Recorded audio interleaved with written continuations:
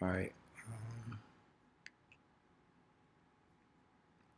So one last test. Everybody can see my screen and hear me correctly.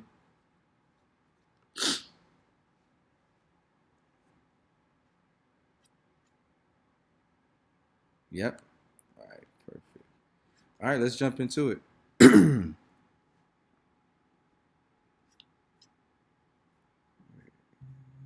All right. Cool. Sorry, guys, man. I'm just recovering from I actually caught COVID recently, so just bear with me. If you can't understand anything I'm saying, or just let me know, and I'll try to make sure to fix that. All right. So first thing first, whenever we're doing one of these webinars, um, it can be tough trying to make sure we're hitting all the levels because different we have people with different degrees of experience. Some of you guys may not have done anything with an option. Some of you guys may not yet understand what an option is, and then some individuals on here may be really comfortable with the basics, but they kind of want to hone their craft and get to the point where they're finding quality trades and executing on those trades and consistently making money. So if you have any questions, regardless of what level you are when it comes to experience, don't be shy. Put them in the chat, or we can work on unmuting people at different points of the class to make sure you guys are actually getting your money's worth. So with that being said, we're gonna go ahead into this PowerPoint that I put together. All right, and let me see if I can move this out of the way. And this, awesome. All right, so today's objective: by the end of this webinar, participants should be familiar with the following: options fundamentals, buying calls versus buying puts, basics of premium, that is Greeks, the basics of finding a good options trade or investments. So I'm going to try to fit all of this well within a 2 hour time frame. Just bear with me. All right. All right. So the first things first. What is an options contract? Well, an options contract is a derivative investment that gives the owner of the contract the right to either buy or sell a specified number of shares of a stock, ETF, etc., at a certain price before a certain date, right? So throughout this presentation, I will repeat myself just to make sure everybody is actually grasping things before I move on. All right, so we're gonna go over that again, right? What is an options contract, right? Well, if you own an options contract, and there's different types of contracts, it'll give you either the right to buy or sell stock by a predetermined date for a predetermined price, right? In exchange for that right, the buyer pays the seller, right, a premium. A standard options contract controls 100 shares of underlying stock, right? The total amount slash cost the buyer has to pay for the options contract equals the premium times the options multiplied. So this last part, if you're still new to options, I wouldn't necessarily um, dig too much into this yet before you fully understand this. And through this presentation, we're going to have a few scenarios, so it will cement your knowledge. All right. So now, when we hear options trading, one thing I do want to address, when you hear options trading, that can mean a few different things. All right. Now I'll tell you what most people think of when they are talking about options. Right. The most popular way to trade options. They're typically talking about buying calls. Right. So for the first part of this presentation, we're gonna put an emphasis on call options, but do understand there are different types of options and different types of ways to interact with those options. But we're gonna try to make it, nice and simple. So With that being said, let's jump right into the scenario, because through the scenario, um, it's you're more so easier. It's easier to learn about these fundamental concepts of options trading, right? So I went ahead and chose a stock, Amazon. We're all familiar with Amazon. We know the company is a great company, very profitable. It's a growth company, right? So when they're taking their revenues and they're putting it right back into the business, whereas some value companies with less growth, and they may be more so worrying about the profit. But Amazon is a great company, and their stock is also pretty expensive, right? So Trader A predicts shares of Amazon will substantially increase in value within the next 1 to 2 years, right? So let's say you have this stock and you know Amazon is going to go through the roof. The question is when, right? So he does some additional research, technical analysis, that is looking at charts, and predicts that it will trade between $5,000 to $6,000 by this time next year, right? Current price is roughly $3,300. All right. And he would like to profit from this prediction by owning 100 shares, but isn't quite ready to risk a few $100,000 in the stock market. All right. It would cost him, right, a few $100,000, cost him $333,434 to own 100 shares of Amazon today, right? So he wants to profit, but this is a little expensive. So instead, he decides to buy an Amazon call option for only a small fraction of the cost that it would be to buy 100 shares. And this options contract will provide him the right, not the obligation, but it'll provide him the right to buy 100 shares of Amazon at a future date for a predetermined price. So upon buying this options contract, right, that gives him the right to buy 100 shares, upon doing this, he would be predetermining the price at which he would buy those 100 shares by a future date, right? So buying shares, right to buy shares, future date, future price, predetermined price, right? All right, that way he'll only need to purchase 100 shares if his prediction goes as planned, right? And that's an important part to understand when you're trying to understand why would people buy an option, like why were options made, and why we trade options. And a lot of it comes down to risk management, right? Having a predetermined amount of risk and knowing your risk going into something, right? So we'll go ahead and let's pull up this chart real quick. All right, so we have a chart of Amazon. And for those of you who are unfamiliar, I'm using TD Ameritrade Thinkorswim, right? If you are interested in using this platform, which is very popular for multiple reasons, you would simply need to make an account with your. Oh, 1 second. Yeah, you would simply need to make an account with your with TD Ameritrade. It is free to make an account. There's no requirements, and then you would go to their website and simply download the Thinkorswim platform. It has a lot of features.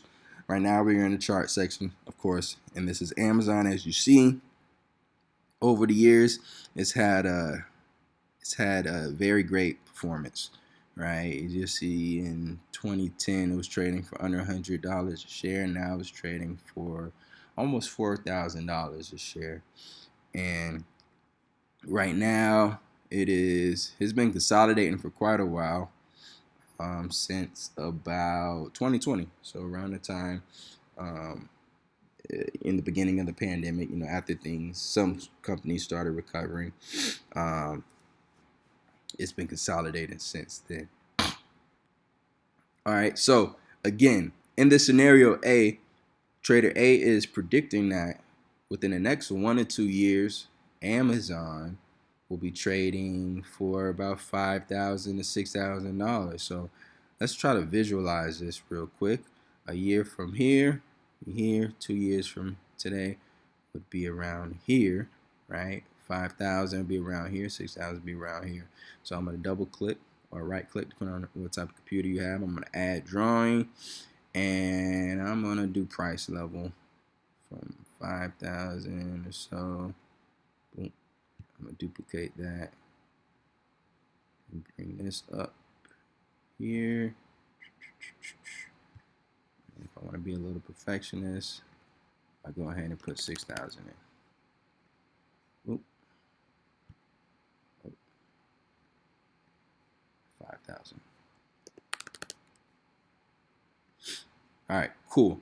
Right, and I can also put some markers in here for time. So I'll go to time level. So bring it to about around here. January 2024, duplicate that. Make me a time level for about a year out from today. Right? And there we have it. All right, so I'm gonna go ahead and extend this to the left. Why not? All right, so let's see what that percentage would be. Right now, it's trading down here. All right, if it was to get to $5,000, that would be about a 50% increase in the stock's value, right? If it were to increase $6,000 a share, it would be about an 80% increase in the stock's value, right? That is a lot. However, as you see in 2020, right, within a year, at one point it had, appreciated almost 100% in 1 year. So after it's done consolidating, there is potential for this stock, knowing its history, to take off again. So Trader A, he predicts it will take off again. Doesn't know when, but he thinks it's going to be within the next few years. All right, so if he wanted to buy 100 shares, like we said, it will cost him a few $100,000. So what if he bought an option contract that expired, say, around 2023? I'm just going to put an actual date in there, right? So, and then we'll go ahead and draw some actual lines. How about that?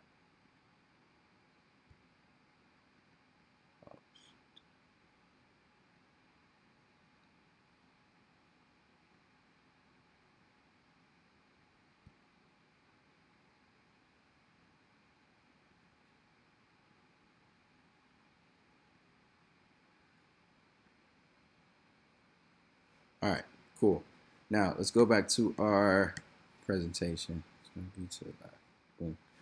All right, so we go to the options chain, and we want to actually take a look at these options, right? So you go to trade, and let's go out to January 2023, right? So when you go to this options chain, the first thing you're going to see options. You're going to see the expiration dates of different options chains, right? So we know that our prediction is going to be within the 1 year time frame. So about a year from now brings us out to January 2023. So that would be when the options contract that we're looking for would expire. So we open that, and now you see all of these prices, a whole bunch of numbers. Is a little intimidating, but you get used to it. Right now, the price is about 3,300. So we come down here. You notice this is around the price range that is currently at, right? So now we know that all the option contracts in here expire same date, right, in 2023, right? And then you have all of these strike prices, right? Well, remember when we were talking about buying a call option, it gives you the right to buy 100 shares in the future by a predetermined price. Well, now it's time for us to predetermine what price we would want to buy these 100 shares at a future date, right? So what did we say?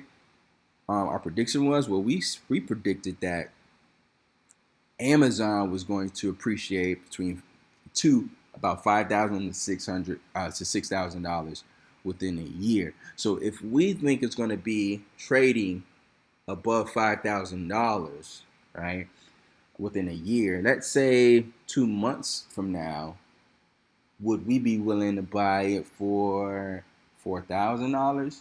You know, like if we open up our brokerage account and we see that Amazon is trading for $6,000, right? It's a year from now. We open it up, we look at Amazon is trading for $6,000 a share, right? Um, and then we remember that, hey, oh, I have this options contract that, although Amazon is selling for $6,000 a share, this options contract that I have gives me the right to buy it for $4,000 a share. You know what I'm saying? So before we go into that, let's go ahead and choose the strike price at which we would want to buy Amazon per share, right? So this could be, a little arbitrary, but it does affect profits, gains, risks to reward. But let's go with $4,000, right? Now again, right now Amazon is selling for less than $4,000. However, we think it's going to appreciate by 50 to 80%, right? So if we know it's going to be that high in the future, I wouldn't mind paying a little bit more than it's going for today. So we look at the strike price, 4,000, right? That is our predetermined price that we're choosing. And now we got to figure out how much is it going to cost us to buy this options contract, right? And we're going to look over here for the prices, right? Before we do that, let's do a quick recap, right? So you're trying to buy an options contract, right? Determine your expiration date, right? Boom. Now determine your strike price, which is the predetermined price at which you would want to buy your shares in the future. So we did that, $4,000 a share, right? And then we're going to see how much it's going to cost us. But before we get to that point, let's go ahead. Any questions? Amazon monthly chart is just hot. I agree. All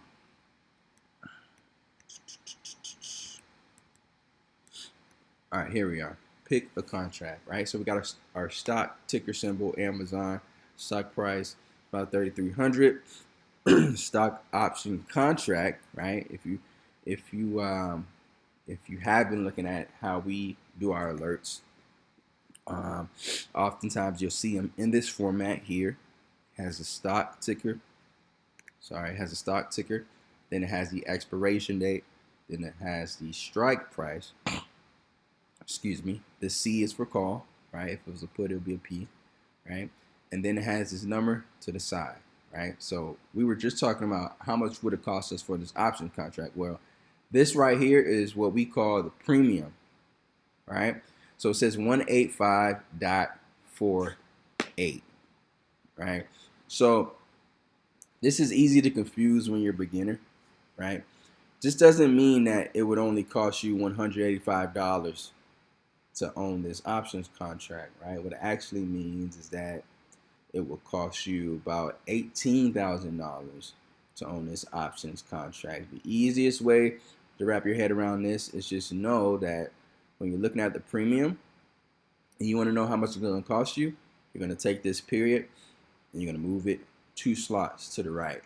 And that is going to be actually how much it costs you, right? So you can take that for that, but if you want to understand that deeper and why that is, well, we'll go back to what an options contract gives you the right to do. When you buy a call option, it gives you the right to buy 100 shares, right?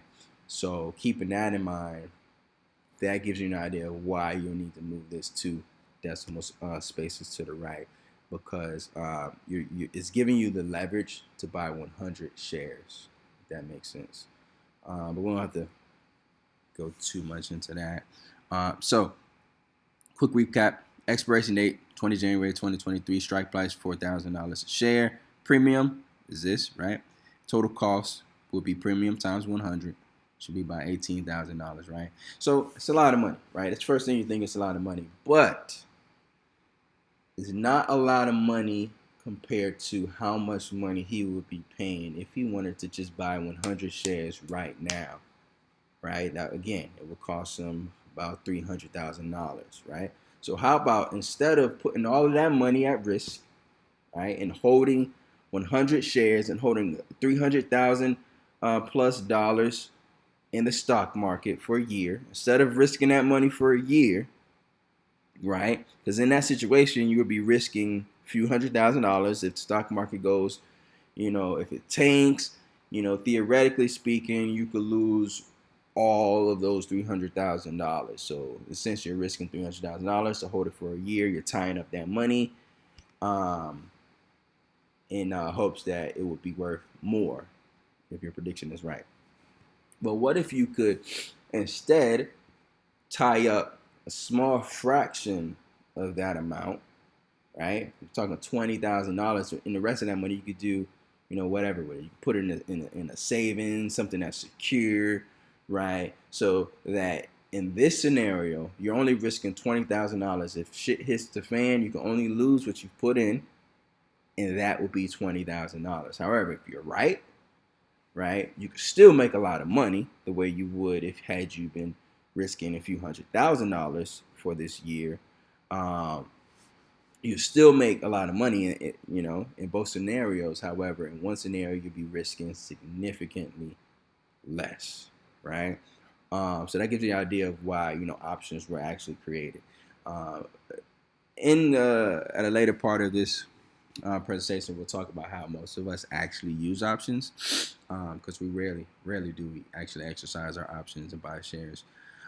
So Trader A pays Trader B about $18,000. It's a lot, but relatively small amount compared to how much he would pay if he had the 100 shares to buy an options contract. It is important to understand that Trader A hasn't actually bought any shares of Amazon yet. He has only purchased the right to buy shares at a predetermined price by a predetermined date. Predetermined price right now is $4,000. The current price of Amazon stock is about $3,000,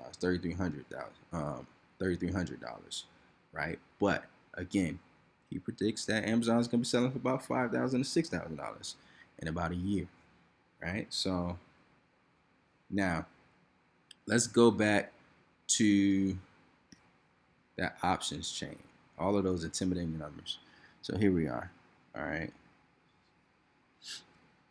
So again, now we're looking for our, hold on, where's my strike? Now we're looking for our options contract price, our premium. All right, so notice that it has a bid and an ask, right? And in case you're not familiar with that, if you were to just buy shares of anything, you would also be dealing with the bid and the ask, right? So what is a bid? So when we ask ourselves, what is the price of Amazon? We look and it says $3,334.34, right? Now, what does that mean? How do you get this number? Well, this number is pretty much telling us how the market values shares of Amazon right now, right? When you say market, how do you have a market? Well, to have a market, you got to have somebody on one side saying, "Hey, I would give you $3,333.33 for an Amazon share. That's how much I would give. That's how much I'll pay, right?" And then the other side of that, you got somebody saying, "Hey, this person, they actually own shares, and they're saying, hey, I'll give you shares of Amazon for $3,335, right?" So now you have a spread between what somebody is willing to pay and what somebody is willing to sell their Amazon shares for. And the exact midpoint of that spread is what they're going to show here, if that makes sense, right? So let's say I wanted to come in here and buy some shares of Amazon, and I'm sitting here waiting, and for some reason my order isn't going through, right? Let's say I put in a limit order for what it's showing me there. I'm like, what's going on? This is a price, and I'm offering this price. Why am I not getting it?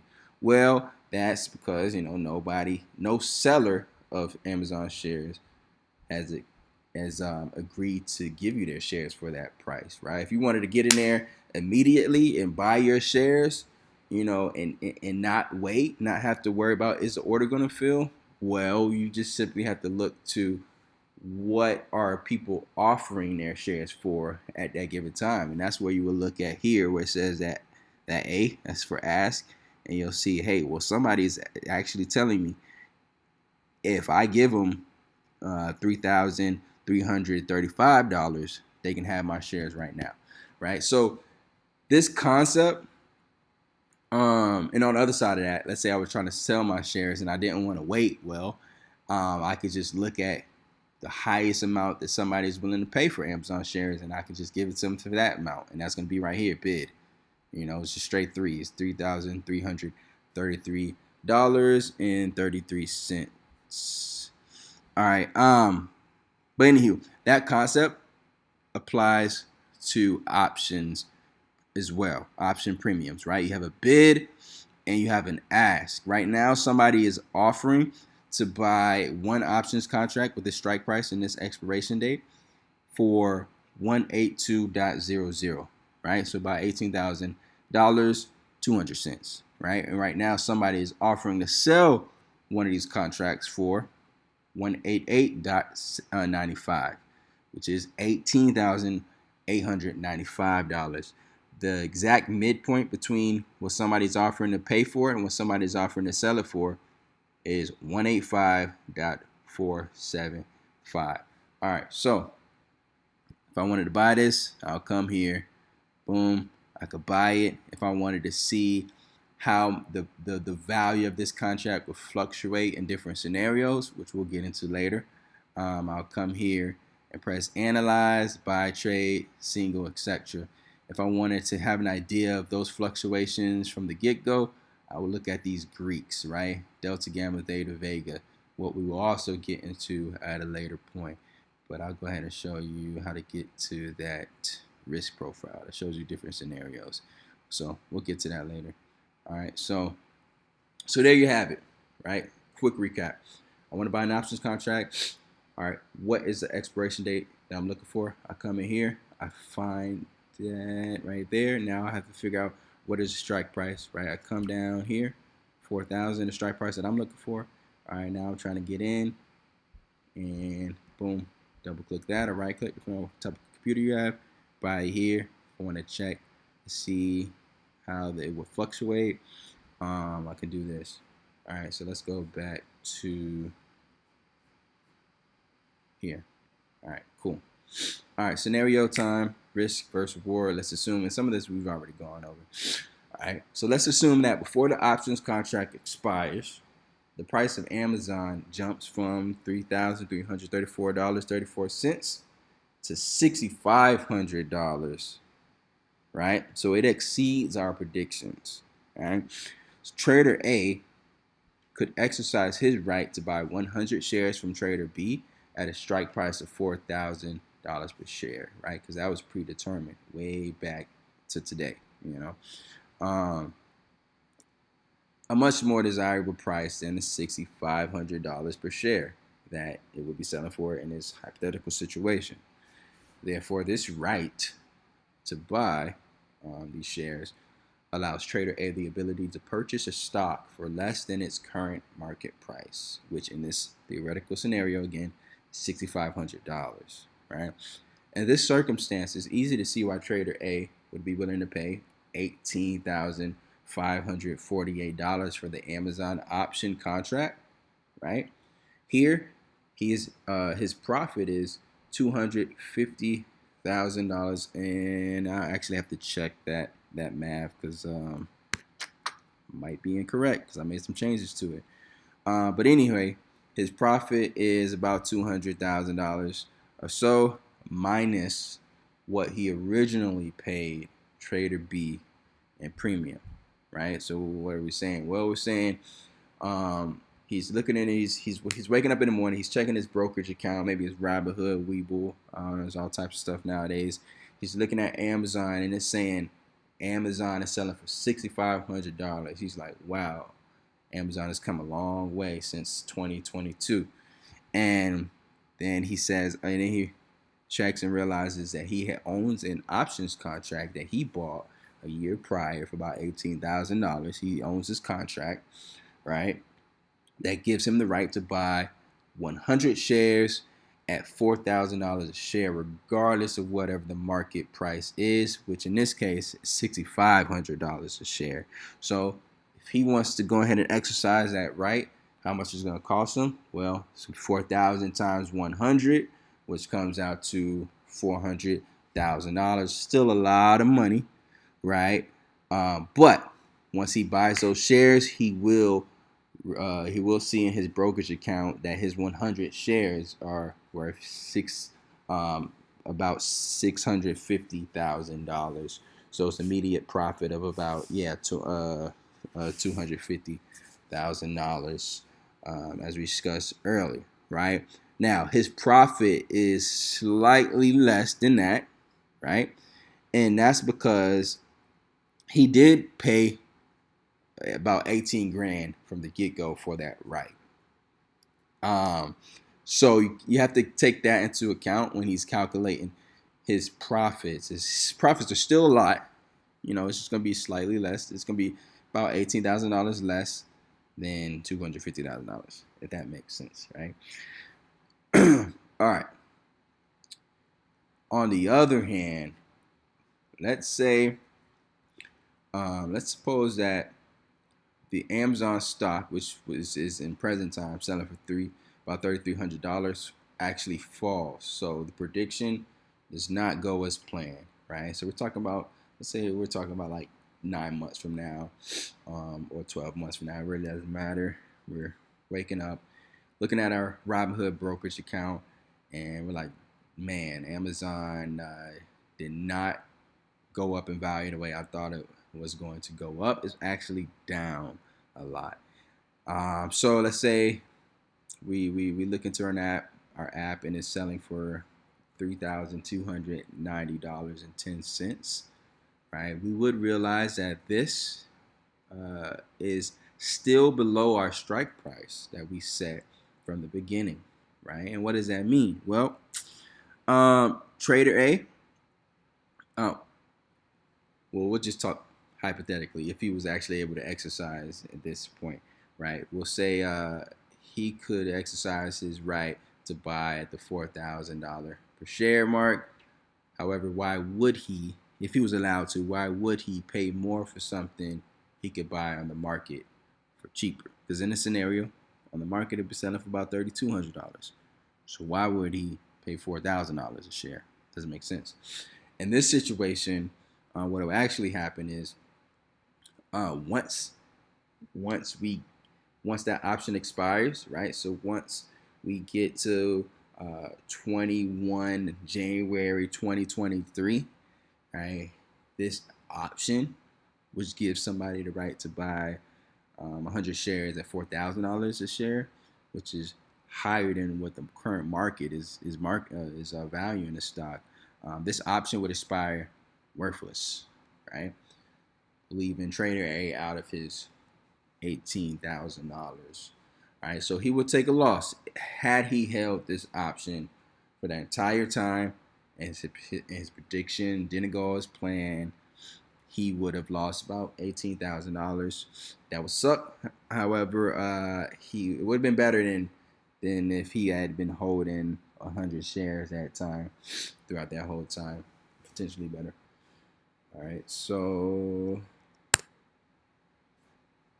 now scenario C, right? So I call this getting in and getting out, right? This is one of the more popular ways to trade options nowadays, at least. Remember how we were talking about how our guy Trader A would his options contract would expire worthless, leaving him out about $18,000. That's only if he held the options contract that entire time, and that is implying that he doesn't have to hold that bag the whole time, right? He can resell the options contract to somebody else. depending on the situation, I mean, if it's still lower than the strike price, and the prediction went wrong, his options contract is likely going to be worth less than he originally paid for it. So he probably still would take a loss.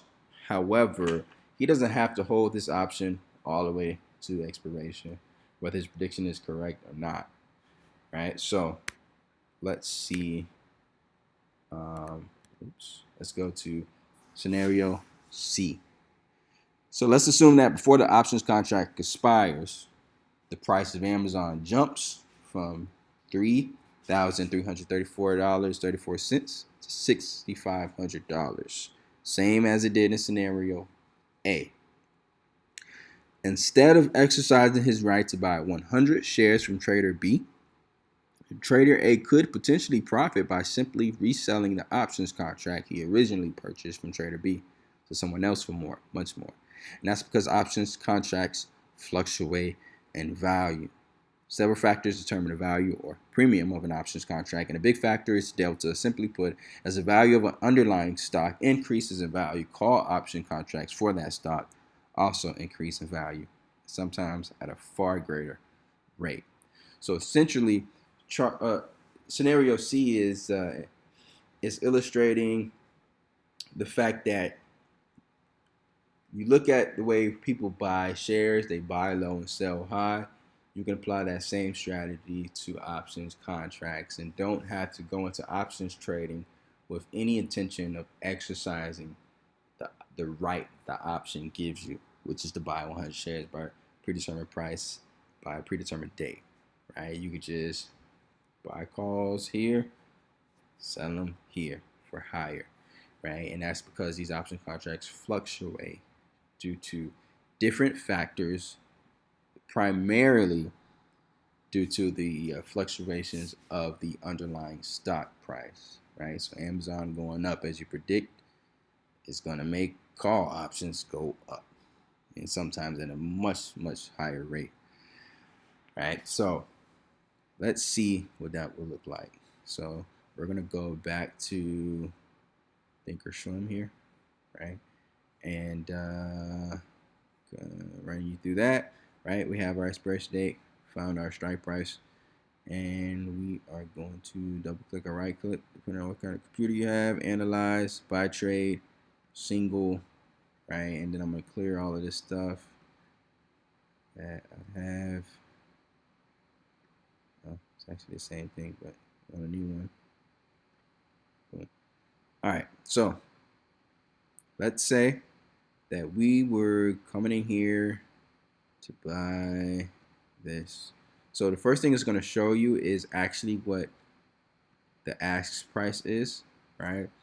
So we want to try to get it for the market price, right? And that's the price between bid and ask. What was it?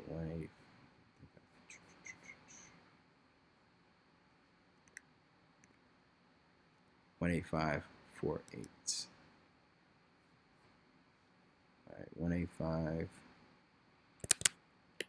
Now, of course, I could have just gone back to trade and looked at the mark, but I didn't. All right, so say we're looking in here, and we want to drop some scenarios, right? Well, how does this work? You go here. I'm going to reset these slices. These are price slices, right? Current price is here, right? And then you have these different scenarios, right? If it went up 10%, it'd be worth this much. 10% decrease, the stock will be around here. We want to see how these fluctuations in the underlying stock price affect the value of the options contract. And that is going to be illustrated here, where it shows you profit and loss for how many of the options contracts you own down here, right? So we already plugged in ours. Expiration date here, strike price here, call here, premium here, about $18,000. So let's also, for the scenario, we have to choose the date. So let's go all the way out to around the time the option would be expiring, which would be in 2023, January 20, right? Double check that. All right, and this is going to give you numbers for what it would be at the start of that date. So we could just put like 21, right? All right, so as you see, if you were owning this contract for this whole entire time through expiration, and Amazon had only went up 10%, you'd be out all of your money because Amazon would only be about $3,600, which is still below the strike price, right? Like, why would somebody exercise this, right? If they would be, if doing so would cost them more money than just buying it off the free market, right? And because of that, because of how this price relates to this price, right, the value of this is worthless, right? It doesn't make sense for anybody to buy, right? You could sell something for as much as somebody's willing to pay for it. I'm not willing to pay anything for this options contract in this scenario because just doesn't make it wouldn't be profitable to me. Now, let's say you held this options contract. Boom. Let's say you held this options contract for this entire time again, and Amazon's price in this year or so had only increased 20%, then the price of the underlying stock would be about $4,000, right? 4,001.21, right? But as you see, you would still be out of most of your money, right? Your options contract that you would have purchased in the beginning for about $18,000 would, in this scenario, but on this date, be only worth about less than $100, right? And that's because, again, it's the price of this option is determined largely by how it relates to the strike price. And again, why would I pay a substantial amount of money for this options contract that gives me the right to buy 100 shares at $4,000 a share? Why would I pay for this right when I literally could just go to the free market and pay that amount for the stock? You know what I'm saying? So it's gone above the strike price. However, it hasn't gone up enough for it to be profitable, and you would still be out of your money, right? So it needs to go up, but it also needs to go up a certain amount that compensates for the amount that you actually pay for this options contract, if that makes sense. And of course, a big factor of that as well is how much time do you have to expiration, but we'll get into that. All right, so it went up, but it didn't go up enough. All right, let's say it met the bottom range of our prediction, which is about $5,000, right? So it went up about 50%. You would see, had you been holding this options contract the entire time, if you wanted to sell this options contract, you don't want to exercise anything, you just want to sell it to somebody else, how much would you get? Well, you would get your money back plus about $80,000, right? Now, let's see how this changes. Let's see it reaches this price in only about a few months from now, right? So let's go to about April 2022, right? As you see, you would be in a profit of about $94,000. Again, we'll get into that. But this is illustrating how just a few months from now, you could just sell this contract to somebody else. You can get in and get out, and you'll be almost $100,000 more profitable. All right, so let's say we still have this date in April 14th, 2022. And let's say Amazon really took off, even more so, and reached the upper part of our prediction, about $6,000. You'll see that the options contract that you purchased originally for about $18,000, excuse me, would be worth much more. It would be worth about $200,000, If you just wanted to sell it to somebody else, and you wouldn't have to exercise anything. You won't have to buy any shares. You'll literally just be buying low, selling high, much higher. All right, and we'll see how this changes. Let's say we're in this scenario, but the date changes to all the way to our expiration time frame. So about January 20th or so. You'll see the profit would be pretty much similar, right? It would have gone up so substantially that it would be just about the same, right? And let's see. So we have this date still in, right? The expiration date. Let's say it went up as much as it did in scenario C, right? Say it went up to about $6,500. Well, you'll see in this case, profit would be about $231,000 on this date, right? And see how much more it would be if it reached this amount within only a few months from now. It would be slightly more, right? Not substantially more, because when we get into the Greeks, it's just gone up so much that kind of like, maxed out for the most part your profit for this specific strike price, which at that point would be much, much, much, much lower than the market price would be in that case. All right, so that gives you an idea of how you can get in and get out. Now, we also have the other side of that. If things don't go well, you'll see how much of a loss you'll have depending on the dates, etc. Right? So there we have that. We're going into more detail at a later point of our training. Got you. All right. More on exercising versus trading options. Examples A and B show what would have happened if trader A wanted to exercise his right to buy, a process known as exercising an option, and waited until expiration to do so. But that's only one possible outcome of an options trade. Example C demonstrates how many traders buy and sell options contracts long before expiration without ever intending to exercise their right to buy the underlying. Keep in mind there is no guarantee of being able to close an options position, as there are circumstances where the quote on an options contract can actually be zero. And we kind of got an idea of that in some of our scenarios.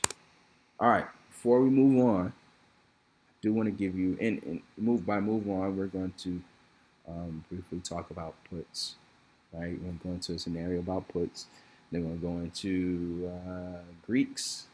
Then we're going to go into the basics of finding a good options trader or investment. So, outside of questions related to those things, do we have any questions? I'm going to give you guys an option to think of questions, use the restroom, and we'll resume in a little bit. So let's see if you guys are writing anything. Zoom.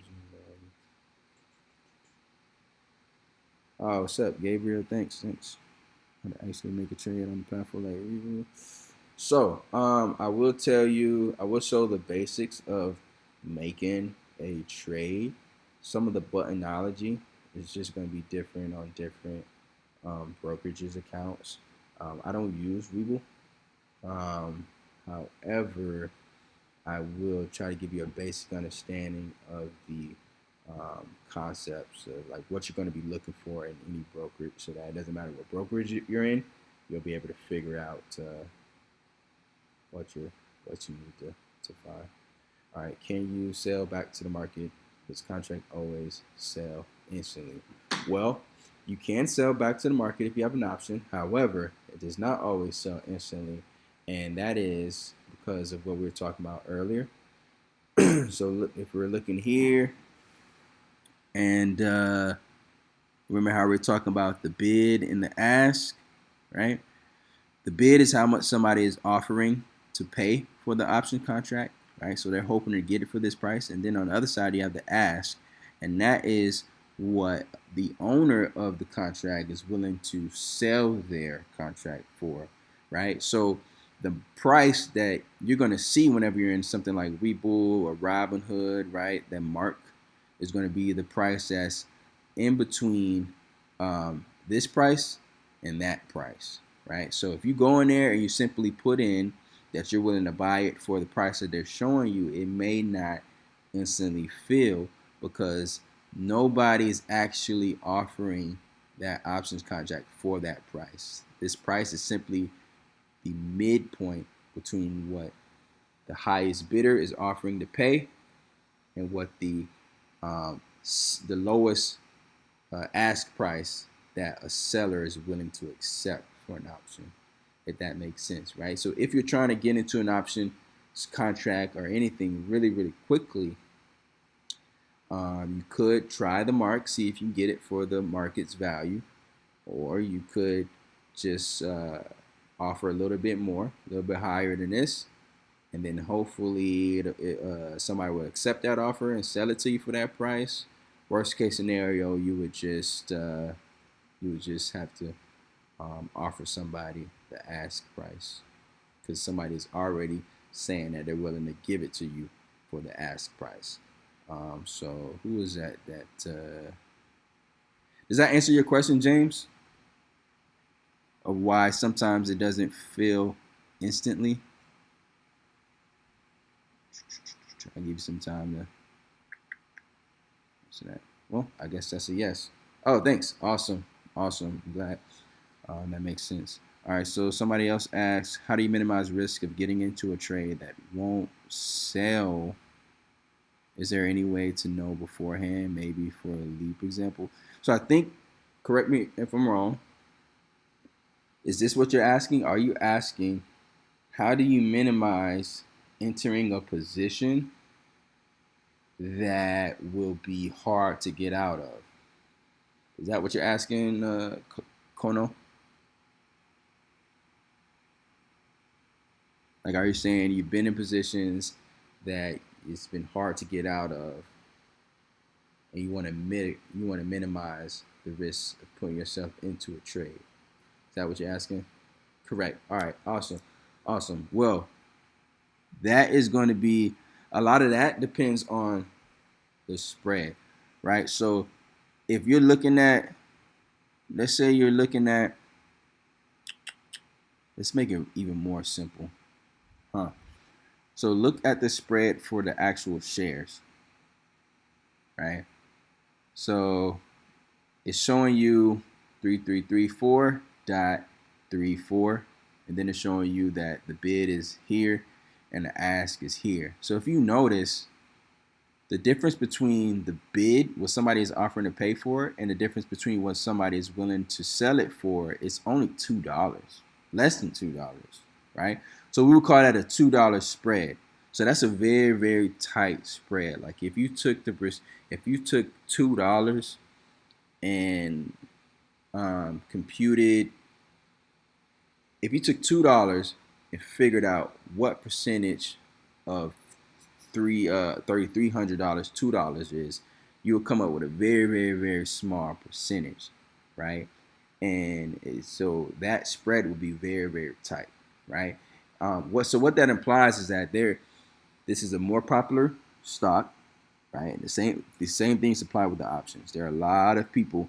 There's a lot of interest in this stock. So the more interest there is, the tighter a spread is going to be, right?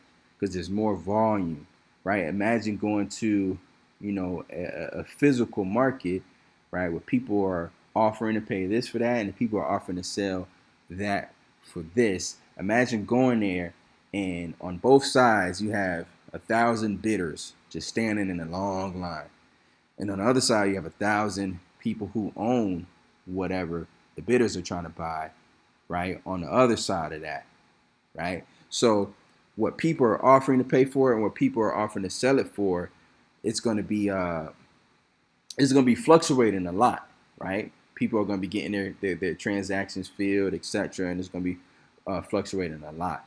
Now, a stock like that, an option contract like that has a lot of interest and volume in it, it's going to be easy to get in and out of it because there's just so many people that want it. But if you're dealing with an options contract that nobody is really trying to buy and nobody really has much of it to even sell, then you're going to find that spread is going to be very, very wide, right?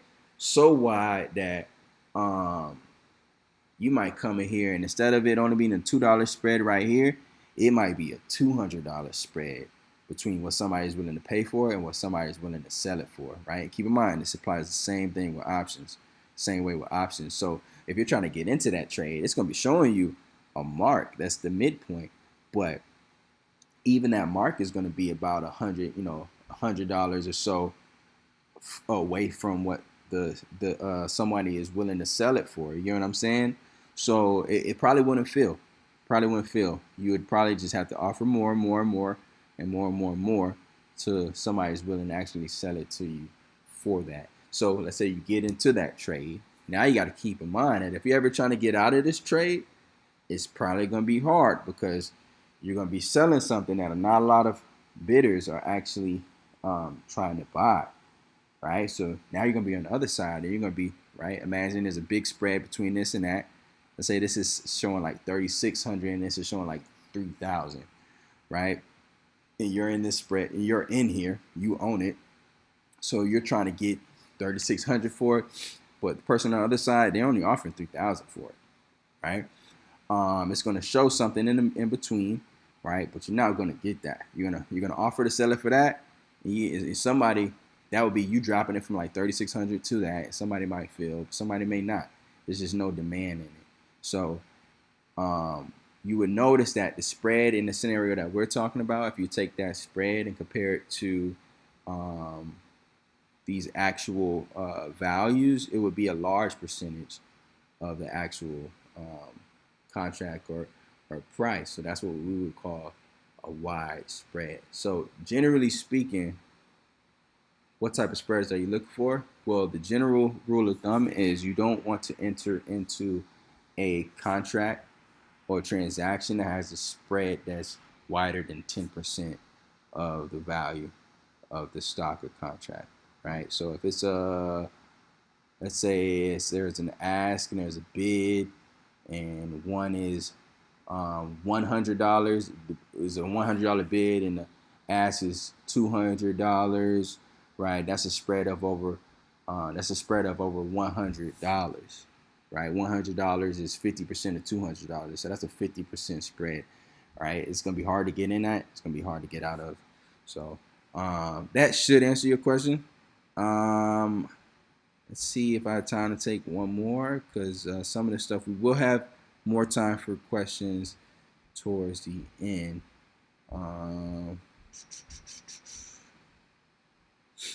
And the bid and ask could change. Yes, it absolutely could. So one thing I do want to touch on that, right? Because sometimes you're dealing with an options contract for a stock. The stock might have a very high demand. A lot of people are trading it. And certain options for that stock may have a lot of demand and a lot of people are trading it, right? But even if it's a very popular stock, there are going to be different types of options for it, different expiration dates with different strike prices that are very low value, right? And I give you an example. So we're in Amazon, where the expiration date we chose is that of this week, right? Friday, right? 7 January 2022. So question, what are the odds that Amazon increases from about $3,300 a share to $5,000 a share in 1 week?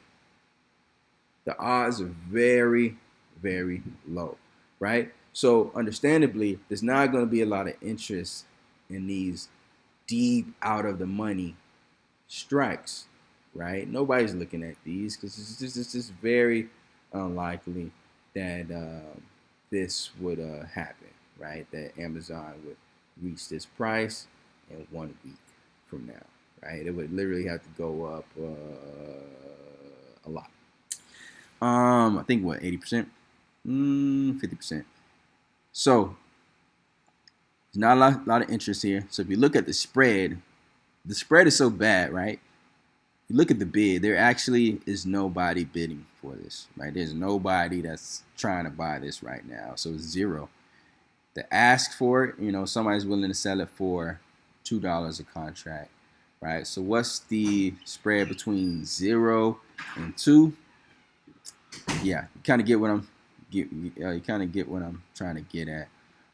So now there was a point of time when this spread would have been tighter, right? Right now it's really low because it's only a week left to expiration. But let's say instead of saying this was 7 January 22, let's go back in time, a few years.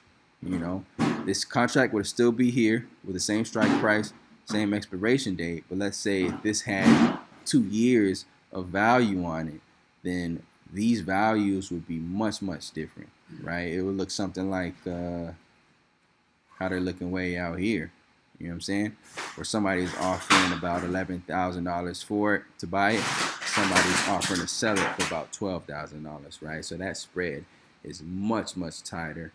And there's actually a market for it, right? But if we go ahead in time, right? And let's say today's date is the 10th of January 2024, right? The numbers that you see here are going to be much, much, much, much, much lower if the actual price of the stock is nowhere near $5,400, right? So those are things to look at, and I think that's a good stopping point. Is strike price for the option the same no matter what broker you use? Is it the same? So for the most part, yes, it should be. The premiums for each strike price, right, should be similar, if not the same. It should be the same. As far as like strike prices that are offered, that should also typically be the same. I don't think I have ever experienced there being a difference. So yeah, for the most part, you shouldn't really have to worry about that. So how much would be recommended to change? So yeah, we'll get into some of the other stuff later. Then I hope that answered your question, kind of. But let's go ahead and keep it moving because we have a lot of stuff to talk about. All right, so scenario time. So the first scenario is Amazon to the moon. This one is Amazon to the grave, right? So let's say Amazon just tanked. Say the market just tanked. And that's what we're looking at here, right? So scenario A, trader A predicts shares in Amazon will substantially increase, in value within the next 1 to 2 years, right? So he goes into this with the same prediction that he had before, that Amazon is going to go up to about $5,000 to $6,000 a share, and increase about 50 to 80% within a year. And he would like to profit. In this case, he would like to profit by owning 100 shares. So let's say he buys 100 shares today. That would cost him how much? Well, $333,000 and some change, right? That's how much it will cost him today.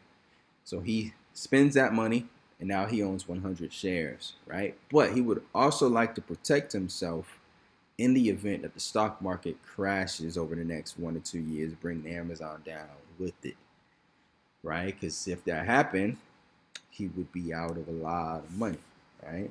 Because he essentially would be risking a few $100,000 in this scenario. So he kind of wants to buy some insurance, right? And this is why puts were created, right? And we'll also get into how we typically trade, how most people typically trade puts. I won't say most people, but how a lot of retail traders trade puts in a little bit.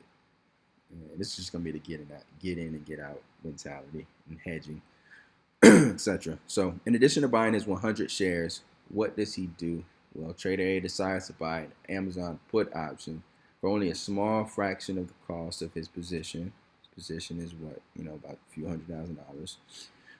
That will provide him the right to sell 100 shares, right? So that's a big difference, right? When we're talking about call options, you would buy one, it will give you the right to buy 100 shares, right? Whereas puts, if you buy one, they give you the right to sell 100 shares, which typically implies you already have to own those 100 shares, typically.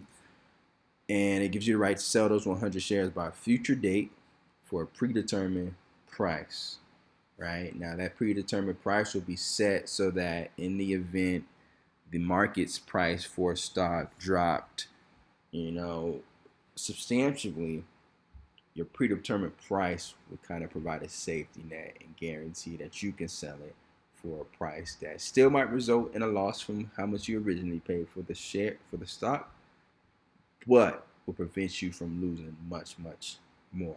Right? So that way, if Amazon tanks, he would potentially have the option to sell his shares for a more reasonable price than what would be available on the market, offsetting some of his unrealized losses. All right, so the options chain is where he'll go in order to purchase his put option. So we'll just go right back here. All right, slide this to the side.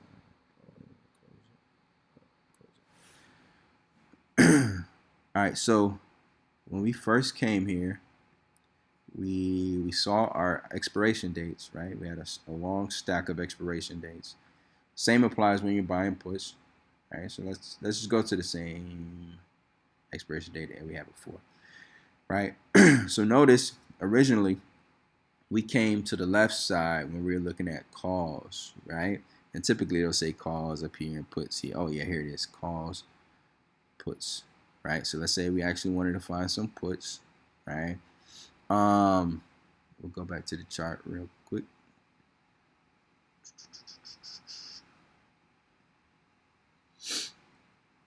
All right, I'm just gonna take this stuff off.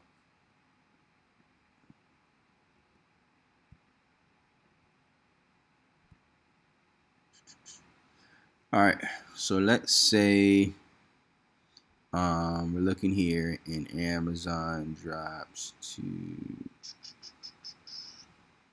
about $2,000.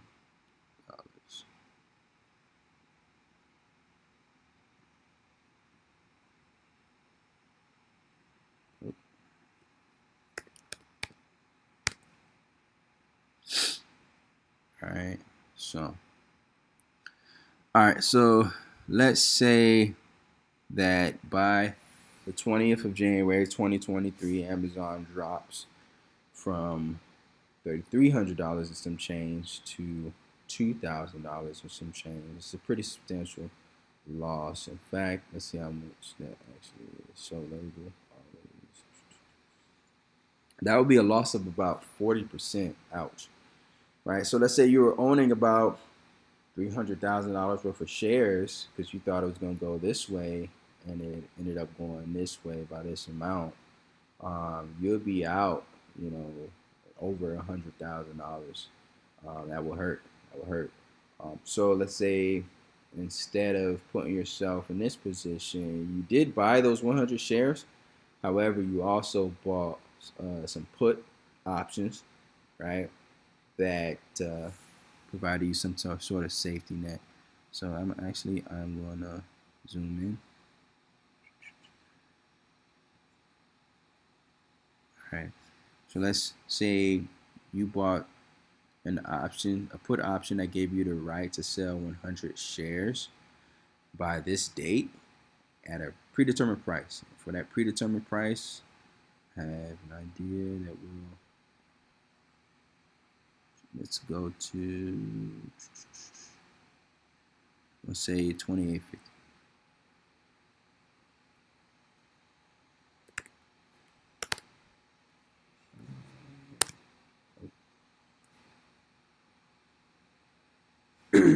All right, so let's say we buy a put option that gives us the right to buy 100. The right to sell 100 shares, our 100 shares, for $2,850 a share, right? In the event that the market's price for Amazon drops below that. So we fast forward to this date, and instead of selling our 100 shares for $2,000 a share, which we would have the ability to do, we could instead sell it for about $850 more per share, and get more money for closing out our position than we would had we not had purchased the put option, right? So this is what we call hedging our positions. So imagine you're a large investment firm. When they buy shares, a lot of times you're talking about millions and millions and millions and millions of dollars worth of shares that they own, right? So, and a lot of that is other people's money, right? A lot of that is your money, right? And it's not enough to say, all right, I'm getting into this position because I think it's going to go up. Like, what's the worst that can happen? No, you have to be a little bit more responsible and prepare. You have to have contingency plans, because the market can crash, and you have to. It's responsible to hedge these very large positions, so that in the event things tanked, you'll be able to get out of these positions at a more reasonable price, offsetting losses. It's kind of like with insurance. I mean, it's not often that you're gonna crash your car unless you can't drive.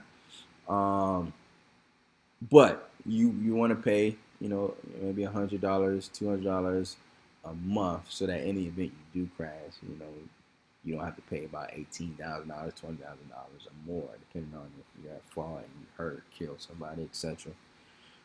Same thing applies here. So we won't really go too in depth here, because I think you guys, if you really understand call options, you'll understand put options, right? So they still fluctuate in value, the actual options contracts, due to Greeks, and we'll get into that.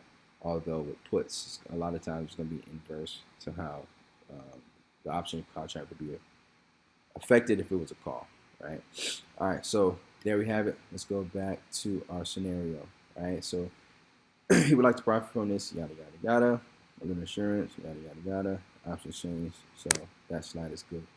All right, stock ticker symbol Amazon, stock price per share 3,300, stock price. So if you're looking at the options contract laid out in this format, it'll have your stocks ticker, have the expiration date. This would change, right? Because when we're dealing with our calls, you saw it was a C, but now it's a P. So it's the strike price that give you the right to sell at that strike price, right? The premium is the same format, right? Cost would be about $18,500. Actually, supposed to change that to the 3, but you guys get the gist. So the cost is about the same, and this contract gives Trader A the right to sell 100 shares for $2,850 a share by 20 January 2023. For this right, Trader A pays Trader B a premium of $18,543 for a total cost of yada yada yada. All right, so we already went through all of that stuff. Risk versus reward. Let's assume that before the option contract expires, the price of Amazon falls from its original price to $2,000. We already illustrated that. Trader A could exercise his right and sell 100 shares. Trader B at a strike price of $2,800 or so, which would net him $2,800,000. A much more desired amount for Trader A. They're only receiving $2,000 per share, which would be about $200,000 a share. Just keep it in mind, originally he paid upwards of $300,000 a share. So the question is, how much of a loss is he going to take? Therefore, this right allows Trader A the ability to sell his stock for more than its current market price. In this circumstance, it's easy to see why Trader A would be willing to pay $18,543 for the Amazon put option contract, right? Small portion, fraction of what his shares were worth at the time. In this scenario, his losses are only $66,977. Still kind of hurts, but it's much better to lose this amount than to lose twice as much as he would in scenario B. All right, had he not purchased the put options contract, his losses would have amounted to $133,434. And keep in mind, remember we're talking about these investment firms that are buying millions and millions and millions and millions of dollars worth of shares. Wow, the difference of the losses here and here would be very substantial. So they pay a little bit of money for insurance. Here's the math down here if you guys want to break it down, right? Original cost, right? Stock went down. He receives this amount because he had that option, right? His loss was this plus what he paid for the option, right? So his losses were this, right? Much better than this, which would be his original price, right? And then he receives this much back instead of this much, and that would amount to this here, right? All right, scenario time, getting in and getting out, getting in to get out. So let's assume that before the options contract expires, the price of Amazon fell from original price 2,000, same as scenario A. Instead of exercising his right to sell 100 shares, trader A could potentially profit or, sorry, typo, I was rushing, or offset some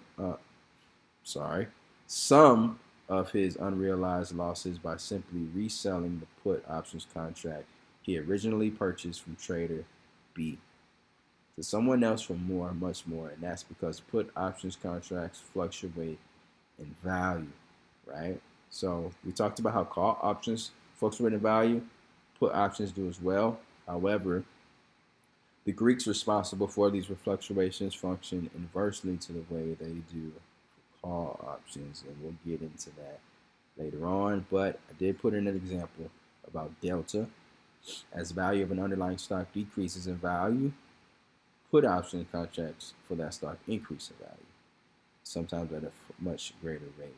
And this is different from calls because remember, the delta with calls results in when the underlying stock increases in value, the call option contracts would increase in value.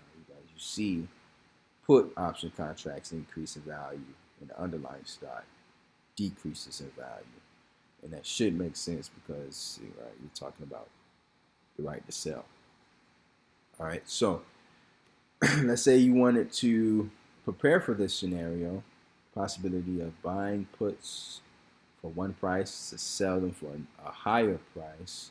You can use some of the same tools that we used in our previous scenarios dealing with calls, right? So what does that look like briefly? Oops. What does that look like briefly? Go to trade, go to the put side of things, go to 2850, analyze, remember, right? Buy trade, single,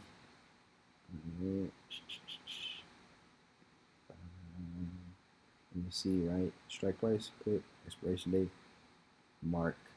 I think mark is like 5, 4, 3 or something. So yeah, as you see, you gotta make sure that is clicked. We have these scenarios here. As you see, if the price of the underlying stock went up, your puts would go down in value, right? You would lose out on most of what you had on this date. But as you see, if the price of Amazon went down by this date, by this amount, you would profit, this amount, right?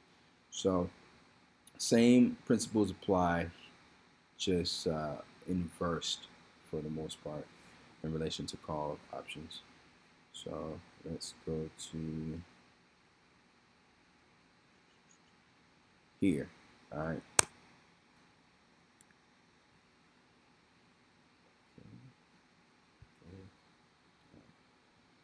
There we go. All right. So now let's get into the Greeks, right? Basics of premium. Let's talk about price. The price of the underlying stock is often the factor that makes up the majority. Excuse me. Makes up the majority of an options premium. That is, the movements of this underlying stock is what largely determines the fluctuations in the options contract value.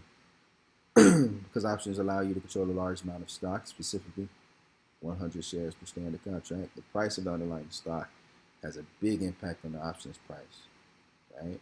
And what we're getting at here besides the fluctuations, we're talking about very expensive stocks typically have very expensive options contracts, whereas really cheap stocks also typically have really cheap options contracts. And within those um, categories, size related categories, the value of the options contract will fluctuate depending on the value of the underlying stock. If that makes sense, right?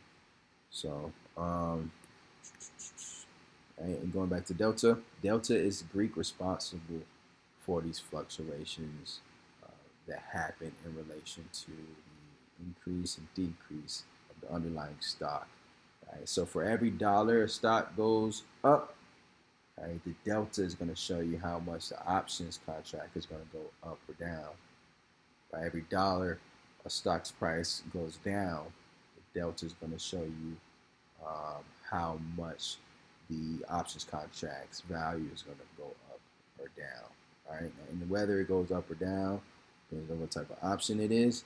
Depends on if you're buying or selling the options. But we won't go too in depth um, into selling options in this one. Right, we're going to really go into the basics for this one. And so let's say what we have here. So that's price. The delta responsible for price is delta. How does it look? Well, let's see. We go down to our options chain again.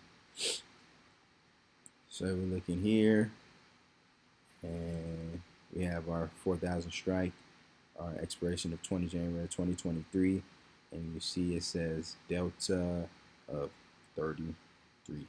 Right. So what does that mean? Well, assuming the price of the underlying stock, that is Amazon, stays the same, right?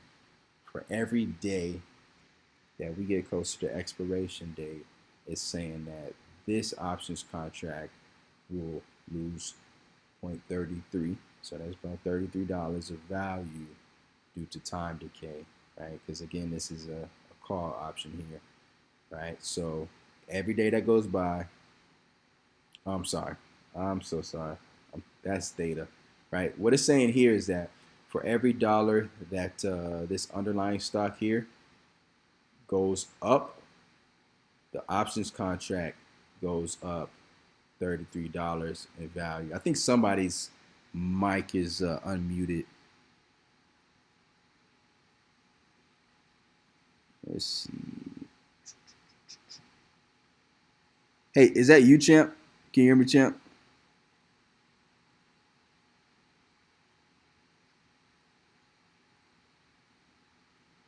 I can just, Okay. Can you guys still hear me? Let me know if you guys can still hear me.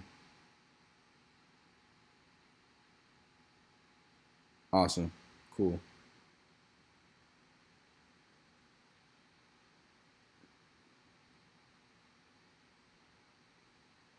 Oh, yeah, it's probably champ. That's all right. Um. Okay. So what do we have here? Give me 1 second.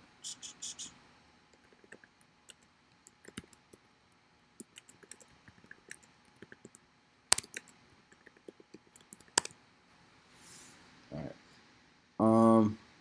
What are we looking at now?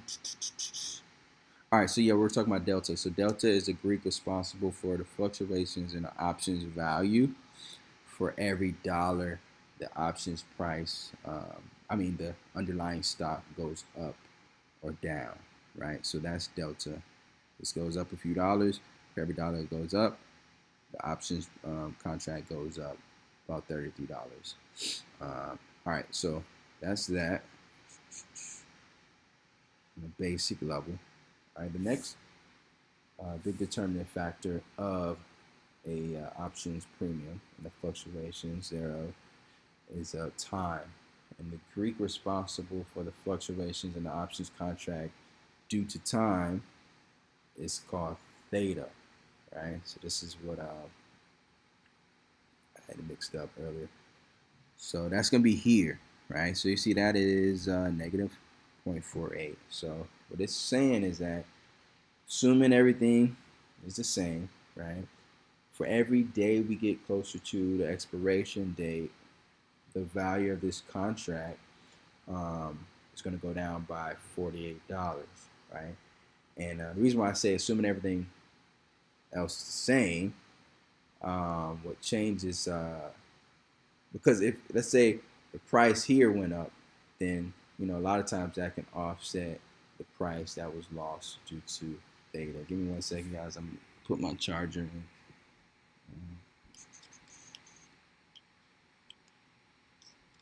Right. So, and as you see, um, but as you can't see here, one thing to keep in mind is that theta, the rate of theta's change can also change pretty rapidly, right? So for each day you get closer to expiration date, it's going to go down this much. However, this amount that is going down for every day you get closer goes up the closer you get to your expiration date. That makes sense, right? So there's a amount that you can see that your options contract is going to go down due to time decay, but that amount will increase as well as those days get shorter and shorter between present time and expiration date. So typically, if you're not trying to take a, if I'm not trying to take a big hit from theta that I don't think delta will compensate for, or I want to mitigate some risk. Typically try to buy an options contract that's like 45 days out, because once it gets less than 45 days out, that increase in theta starts to become a little bit more noticeable. And then when you're talking about options contracts that are only expire like 2 weeks from now, that theta is increasing substantially. And then when you're talking about stocks that expire in options contracts that expire in a few days, that theta increase can get pretty significant, right? So let's say you're buying a contract for an option that expires in like a week. A lot of times it's because you think that if your underlying stock is going to go up, it will do so in a large manner that will more than compensate for the time decay. So basics of theta is, yeah, you have to be mindful how much time you have to expiration. So let's go back to our slides. All right, and then another Greek we're going to talk about is called implied volatility.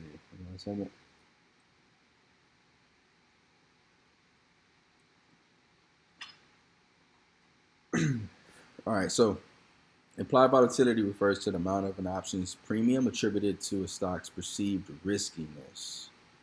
Right? To put it another way, it estimates how much price movement is expected by the market in that stock before expiration. A stock's more likely to make a big move in price up or down.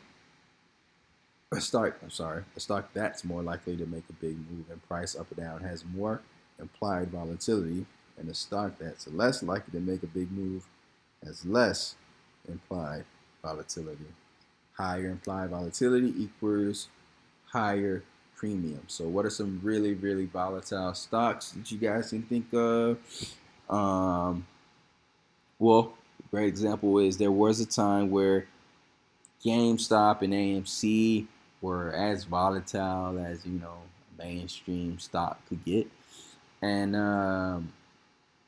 if you're around during that time, you remember that the options contracts for those stocks were heavily inflated, because nobody had any idea if these stocks were going to be up by 100% in one day or a few days, 200%, etc. These stocks were just going through the roof. So a big factor what determines how much a seller of a contract, right, mainly the market makers, are going to charge you.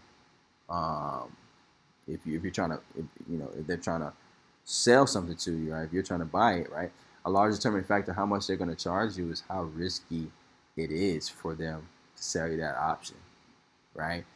and a lot of that plays into how inflated the stock is going to be, right? So, general rule of thumb for a lot of traders is,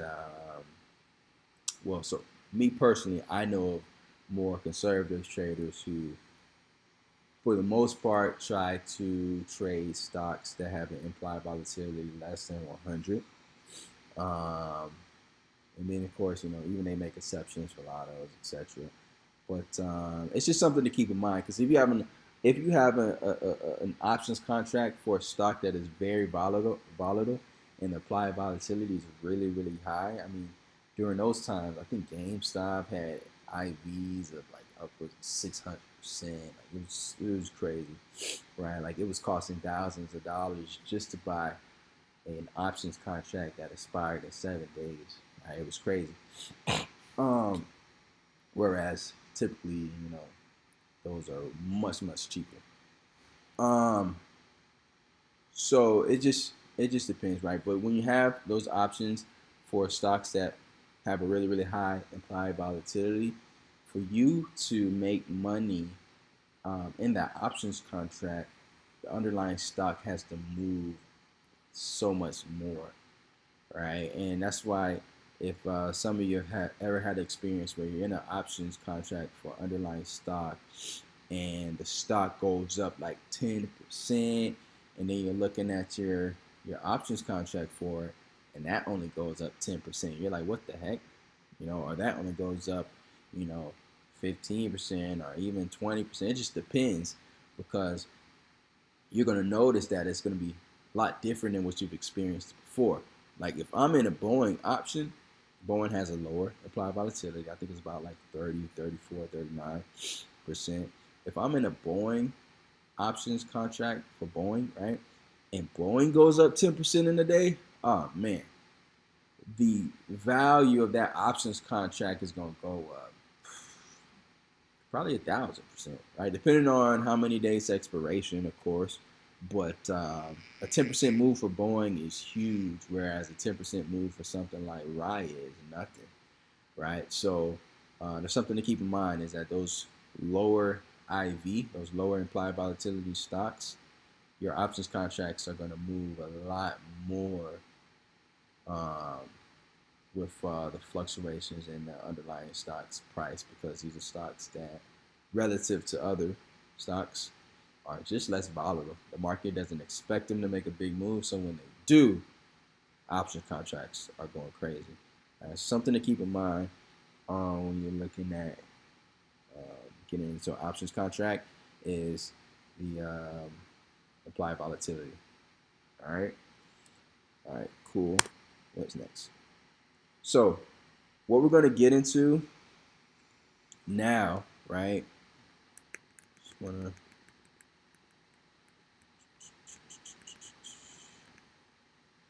All right. Oh goodness. All right. So remember, by the end of this webinar, participants should be familiar with options fundamentals, buying calls versus buying puts, basics of premium. All right. So those first three objectives we've already covered. We're actually making good time. Just trying to aim for about 30 minutes for each, and we have about 20 minutes left. If we need to go slightly over, that's fine. Just want to make sure you guys are actually grasping the content. But for the remainder of the time, in addition to answering your questions regarding some of the things we've already gone over, I do want to leave adequate time for discussing the basics of finding a good options trade or investment, right? So I'll open up the floor first for questions regarding these three objectives above, and then with what we have remaining, or depending on some of your questions, might actually touch on some of the things I would go over here. We'll spend the rest of the time going over basics of finding a good trade or investment, right? Because there is a difference. All right, so let me go to chat, see if you guys got any questions in there waiting for me. Give you guys some time.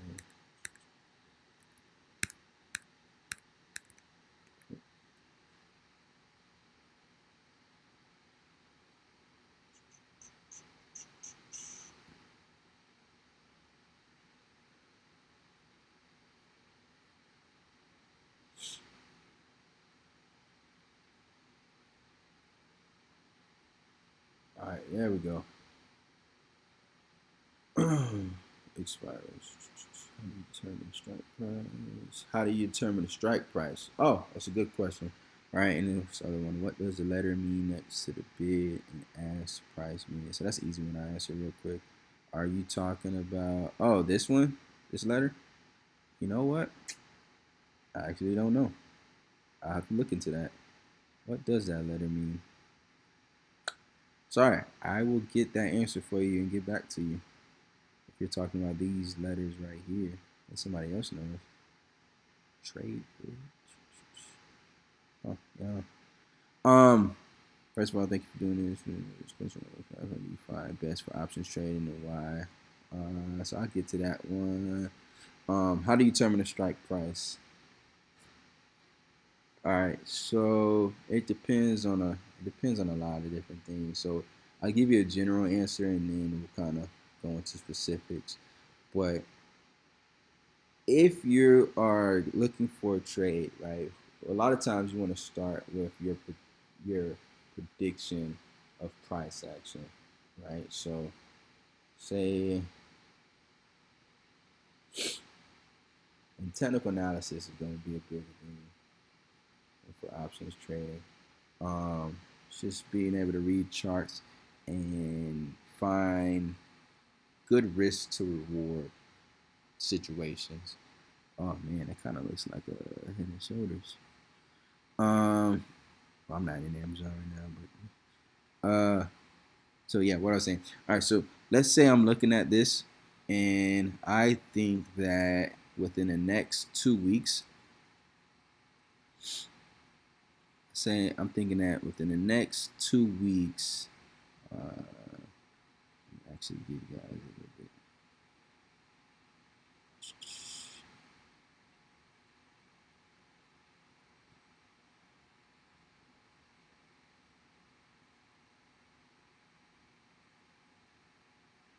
And something to keep in mind is when you are doing technical analysis, it is a bit of a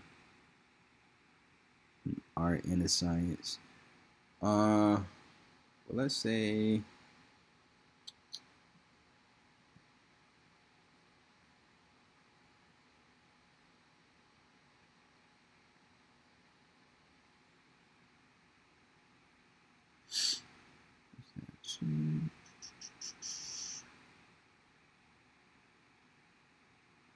all right, I'm just gonna pick something random.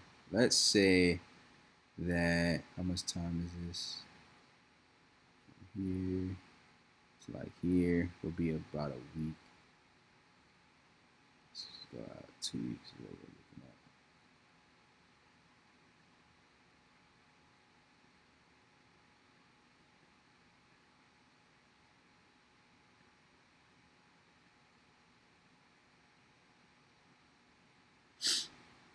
All right, let's just say that within the next 2 weeks, let's throw out a possible increase of 4.23% in Amazon stock, right?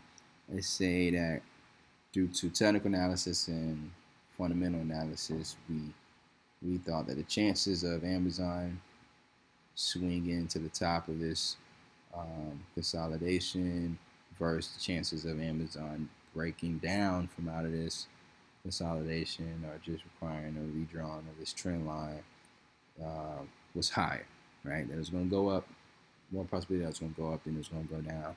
And we had a time frame of 2 weeks, and the top of this trading range brings us to about 34.73. Well, let's say I wanted to account for, right? Because generally speaking, what do you want to account for? You want to account for all of the Greeks, right? How far do you think it's going to go up? That's going to affect your delta, all right? And then what else? How much times expiration on the option contract you're choosing? That's largely going to affect your theta, right? And how volatile is this stock? Is a 4% move going to do much for your options contract? I say it would for this stock. As far as data goes, you got to keep in mind is that 14 days is not a lot of time.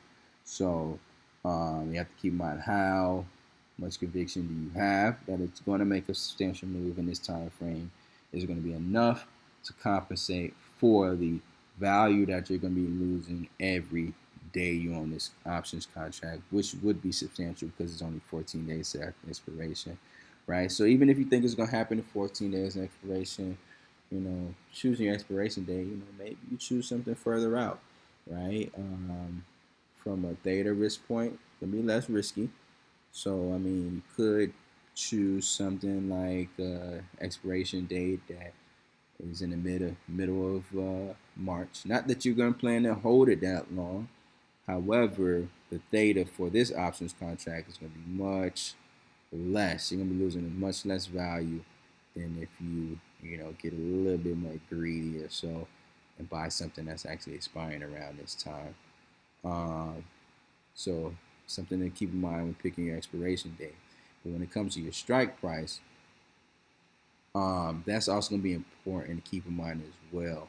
If you have something that's way further out here, it's less important what strike price you choose, all right?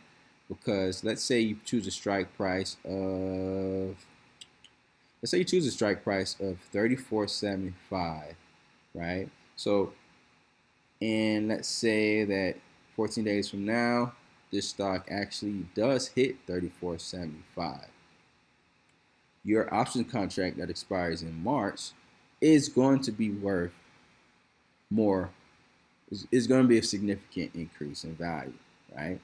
Right, because not only in this scenario is the current price going to be matched with the strike price of your options contract that will have a few months of time, right? But yeah, just that, right? So it will be at the money, but you'll have a lot of time so that the seller of that option does have reason to sell it for more, because the risk is there that within those few months from here to here it could be much higher. So you'll be in profit around here even if by this date it only went up here. However, let's say you chose an expiration date that is only 14 days out, right? So it's right there with your prediction, right? It would not be smart. Well, it depends, right? It would be a little bit more risky if you chose the strike price around this, right? Because you think it's going to get up here. It would be a little bit more risky if you chose the strike price right here with only 14 days left. One, because the data can potentially kill you if the stock doesn't move, right? And two, if you were to be, you wouldn't really want to hold it too long if you don't have to, because on expiration date, if this stock underlying value is only around here and your strike price is right here, right, you're not making any money. If you hold it all the way that long, because ride with somebody, because it costs money to buy an option contract and you don't get that back if you exercise, right? All these things determine the price. At expiration date, your prediction being true and only being true and not exceeding your prediction, and you having an option contract that expires that day with a strike price that's at your prediction level and the underlying price level, you're not gonna make any money, right? So let's say you were trying to go 14 days out, right? You want to take on a little bit more risk, but you want to mitigate your risk and increase your chance of profit. You could choose a strike price, even though you think the stock is gonna go way up here. You could choose a strike price that is maybe at the money today, right? Maybe in the money today, right? Or might be slightly out of the money, right? So maybe it's 3,400. Like you think it's gonna go to 3,400, to 3,474.14. Well, maybe buy an options contract that has a strike price of 33.84. All right, still gonna go up if it takes off.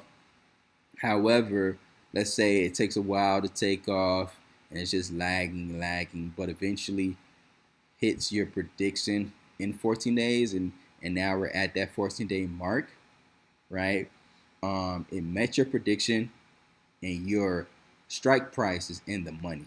So at expiration, it's in the money enough to compensate for the amount of money that you paid in premium, so that if you wanted to exercise it, or if you just wanted to sell it, it would still have value because your strike price would be in the money, right? Now, of course, you don't have to hold it this whole amount of time, right? If you, let's say you did choose a strike price right around here, that is where your prediction is, and this stock actually jumped early on, right? So now it's around here, and we have, a little over a week left. Then, even though your strike price is right at what your eventual prediction is, and this stock hasn't reached it yet, since there's time there, you'll still have some money, right? It just depends, right? Let's say I want to reduce risk even more, right? But I think that it's going to make its move in 14 days. I think it has potential of getting to this point, right? But I also want to mitigate risk, and I want to go a little heavier in my position. Well, I would typically I'll buy it in the money, right? Because even if this stock barely moves within those 14 days, by expiration, my contract will still have value because it's in the money. I bought it in the money.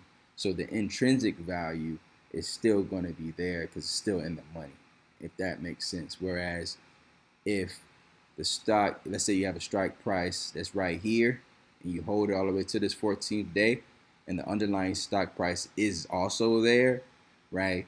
Your contract is at the money. It has no intrinsic value because it's really just at the money. Like it hasn't compensated for the money you paid in premium, right? So you'll be out the money. Nobody wants that contract. Whereas if you had a strike and that was already in the money when you bought it, it was less risk, right? And it also affects the theta and like implied volatility. All of affects that as well. There's just a lot of different ways to mitigate risk and compensate for different Greeks, and the way you choose to do so has a large determining factor on what strike you want to choose, right? Typically, more time that you have from present day to expiration, um, strike price. I'm not gonna say it doesn't matter so much, but there's certain things that you kind of have more leeway for, right? And it becomes less risky. And whenever it becomes less risky, it does also become potentially less profitable, right? So you're always finding that balance of mitigating risk, but taking on risk so that the potential reward is worth whatever risk you do have on, right? You never want to be in a position where your risk is where your reward is not even worth the risk, if that makes sense. You want to make sure the juice is worth the squeeze, and a lot of that comes down to position management as well. How much money are you putting into it relative to how much money you have in your account?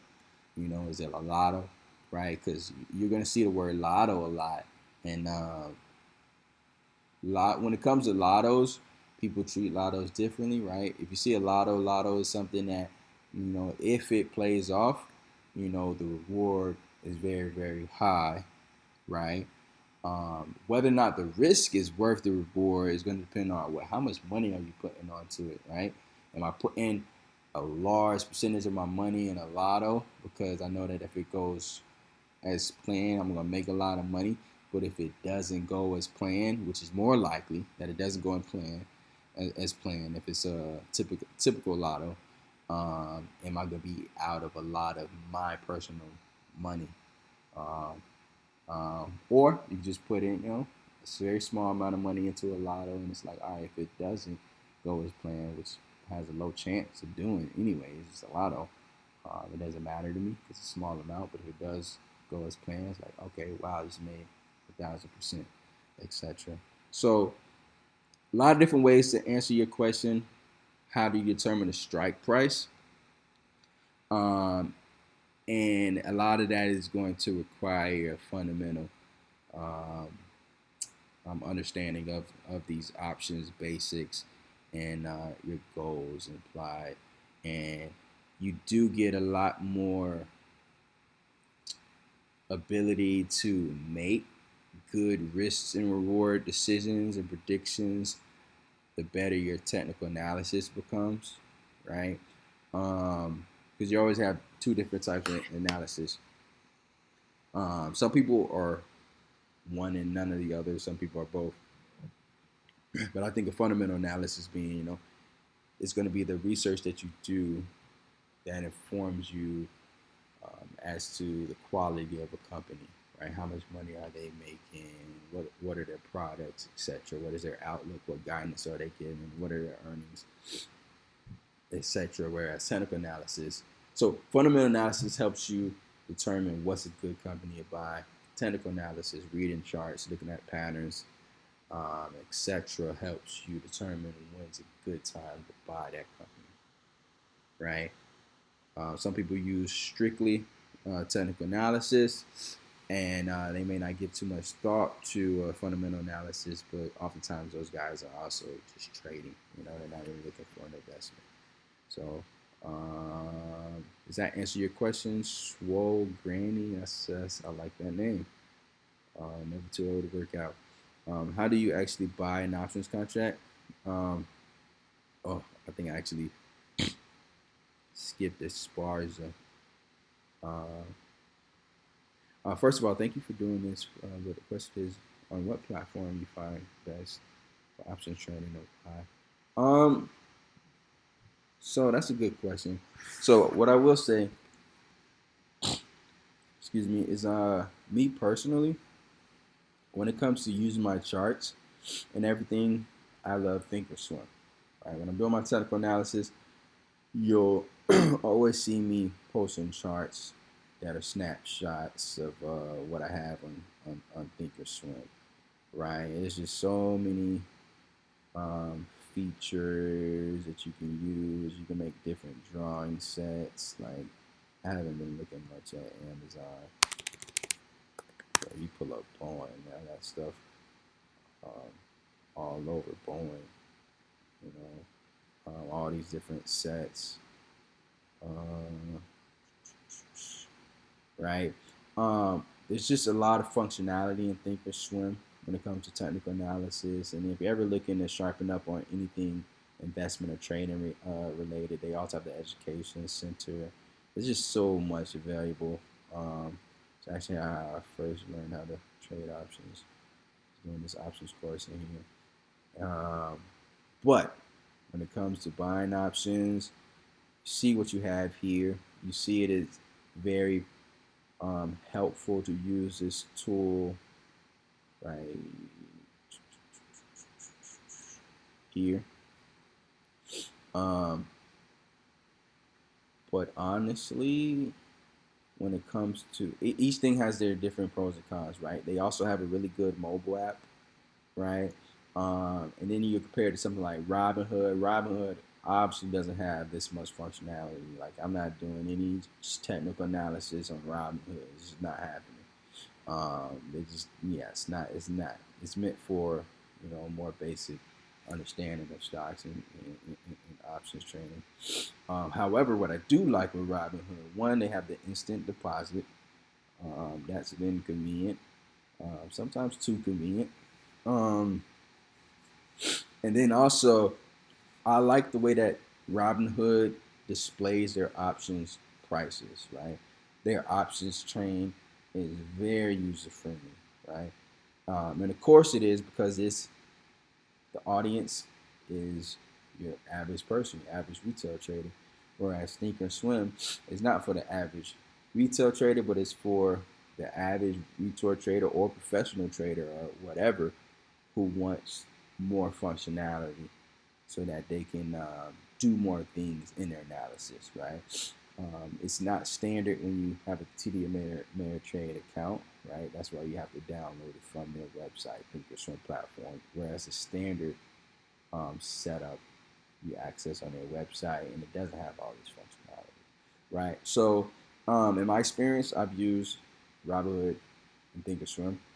I use both of them, as you see, because like whenever I'm posting my plays, showing what I bought or whatever, you'll see it's always a snapshot of Robinhood. That's typically where nowadays I buy a lot of my options, trade a lot of my options. But it comes with pros and cons. The way Robinhood, um, they have their order flow and the way they show different prices sometimes can be frustrating because they do payment for I forget what they call it, and sometimes you won't get as good of a quote as you will on Thinkorswim, on Ameritrade, or some of the more robust brokerages. So it is a a trade off. But me personally, I use those two. I haven't gotten into Webull for personal reasons. Um, but I see a lot of people using it, and it looks, it looks pretty legit. But again, just for personal reasons, I don't use people.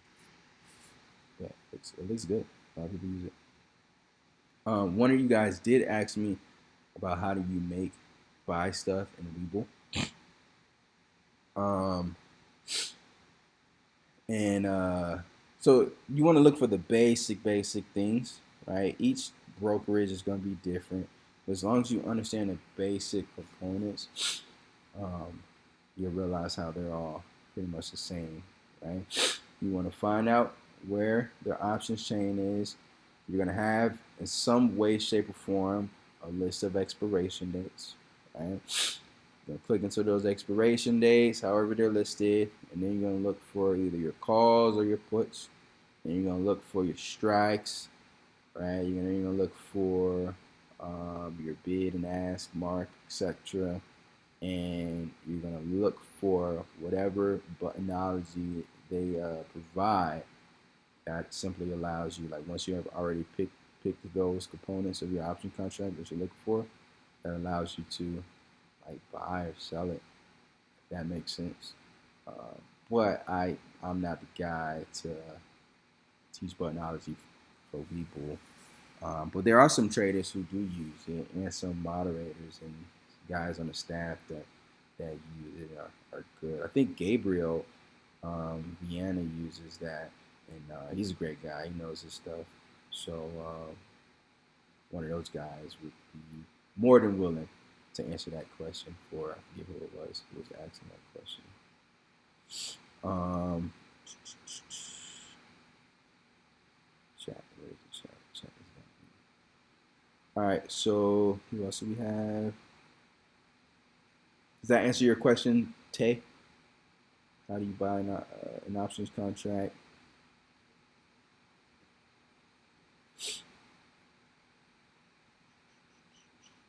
Yeah, no problem. Uh, you guys always feel free to do me. Awesome. Yes, he is. um. So what do I want to go over before I let you guys go? I think the question was, all right, how to find a good options trade or investment. Okay. So first, talk about the difference, right? So, an investment. When I think of investment, I think of something that's more hands off, right?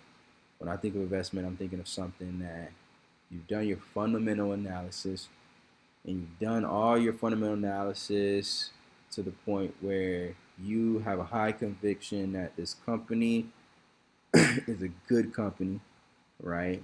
And that regardless of where they're at right now, given enough time, they will be profitable, and not only for the business but for the stockholders, and you want to own a part of that company, right? So that's the type of stuff fundamental analysis is going to help you determine, right? And you're putting your money in it, maybe not all at once, right?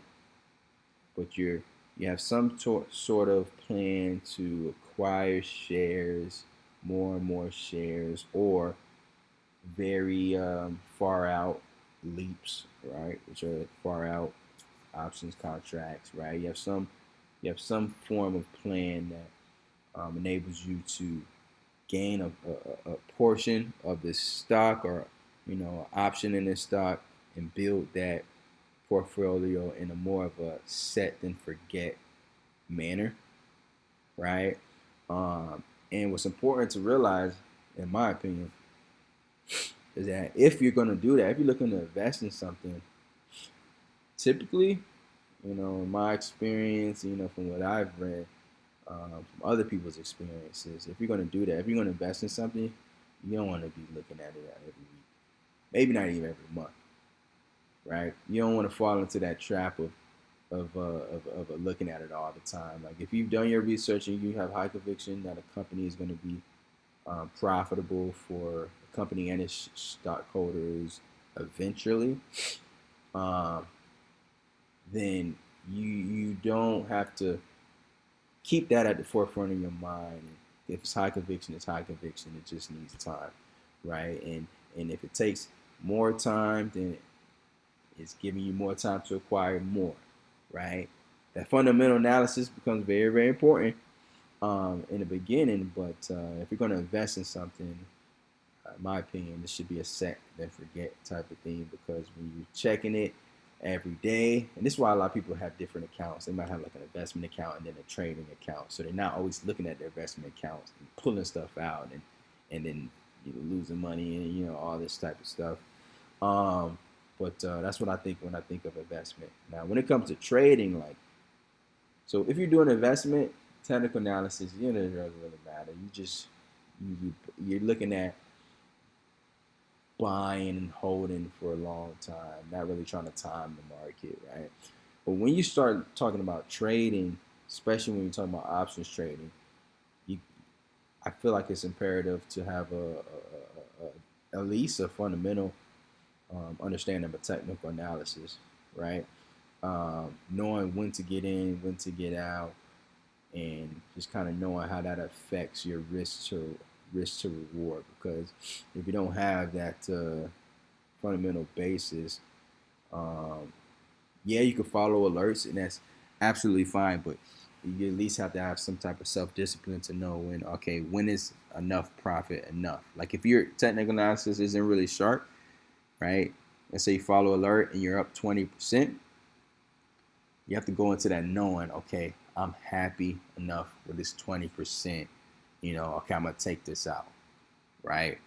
Or, I'm happy with this 20%. I'm gonna take out my initial, what I initially put into it, and I'm gonna let the rest run in case it goes up more. But if you don't have some type of self-discipline in trading psychology, then finding a good trade won't do you anything, because sometimes you're staying too long, right? And sometimes you won't take certain profits. It's just a lot to it. When it comes we should do a limit buy at 6-7, correct, right? So when there's an alert like Disney calls, so different traders have different ways of posting their alerts. So I'm not sure whose this is, but if I'm looking at it, it says Disney. Okay, calls at 6 or 7. If I'm reading that, I would assume that they entered at this price, right? So when you look into options chain, it might be lower or higher than this, but at least where they believed the good entry was, right? So you can kind of determine if it's too late or if you should wait to get into it, right? And yes, limit buy, you would do that, right? Market order. What other question? Protect your mental health, absolutely. Um, but let's say you do have a fundamental understanding technical analysis, and you're coming into one of these trades. What's a popular trade? Something like I don't know. Market's been volatile lately, but I don't know. I like Boeing. Obviously, I post about it all the time. Um, but let's say you do have a decent I'm just going to clear this. So you do have a decent understanding of technical analysis, right? And you know that there's a difference between looking at charts in the short term and looking at charts in the long term, right? So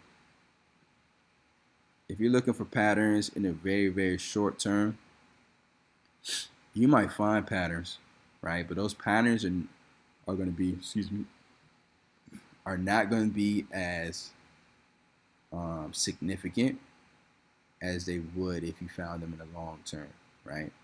Intraday, all types of stuff can happen. You might see in inverse head and shoulders, 5 times and nothing happens out of it because it's just so short term that it doesn't give you much of a scope of how things are looking, right? But they do have their application, right? A lot of times I use the 90-day, 1 hour, but a lot of times when I'm using those short-term time frames, looking for different patterns and levels of resistance and support, it's I'm doing so keeping in mind what I think the long-term time frame is showing, right? Because if I think the long-term time frame is bullish and I see a bearish setup in the short term, sometimes it might be appropriate to disregard that short-term bearish pattern, right? Typically, things in the short-term time frames they play out sooner, whereas things in the long-term time frames. So a lot of times I'll start off in either like the time frame where each candle is a year, or the time frame where each candle is a quarter, right? So 3 months. This is one where each time frame is a quarter, right? And I might look at some trends, some historical analysis, and I look and say, oh wow, well the last 3 quarters of price action are red, right? Is that significant or is it not, right? What are the chances that the next one is going to be red as well? What are the chances that the next one is going to be green, right? And if it's going to be green, how high would it need to close, right? And then that'll give me a perspective whenever I'm looking at the daily chart, the 1 hour chart, 4 hour chart, you know.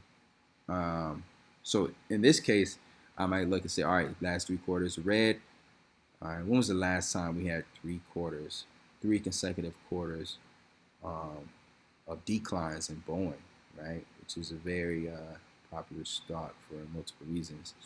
Well, so we had 2 here, and then it bounced, right? Because essentially you're trying to find a bottom, right? You had 1 and then it bounced, 2 and then it bounced, 1 and then it bounced, 1, 2, 1, 1, and then boom. You look back here, and what year is this, right? I already know what year it is, but just want to show you guys. So what happened around this time frame, right? The housing market crash, right?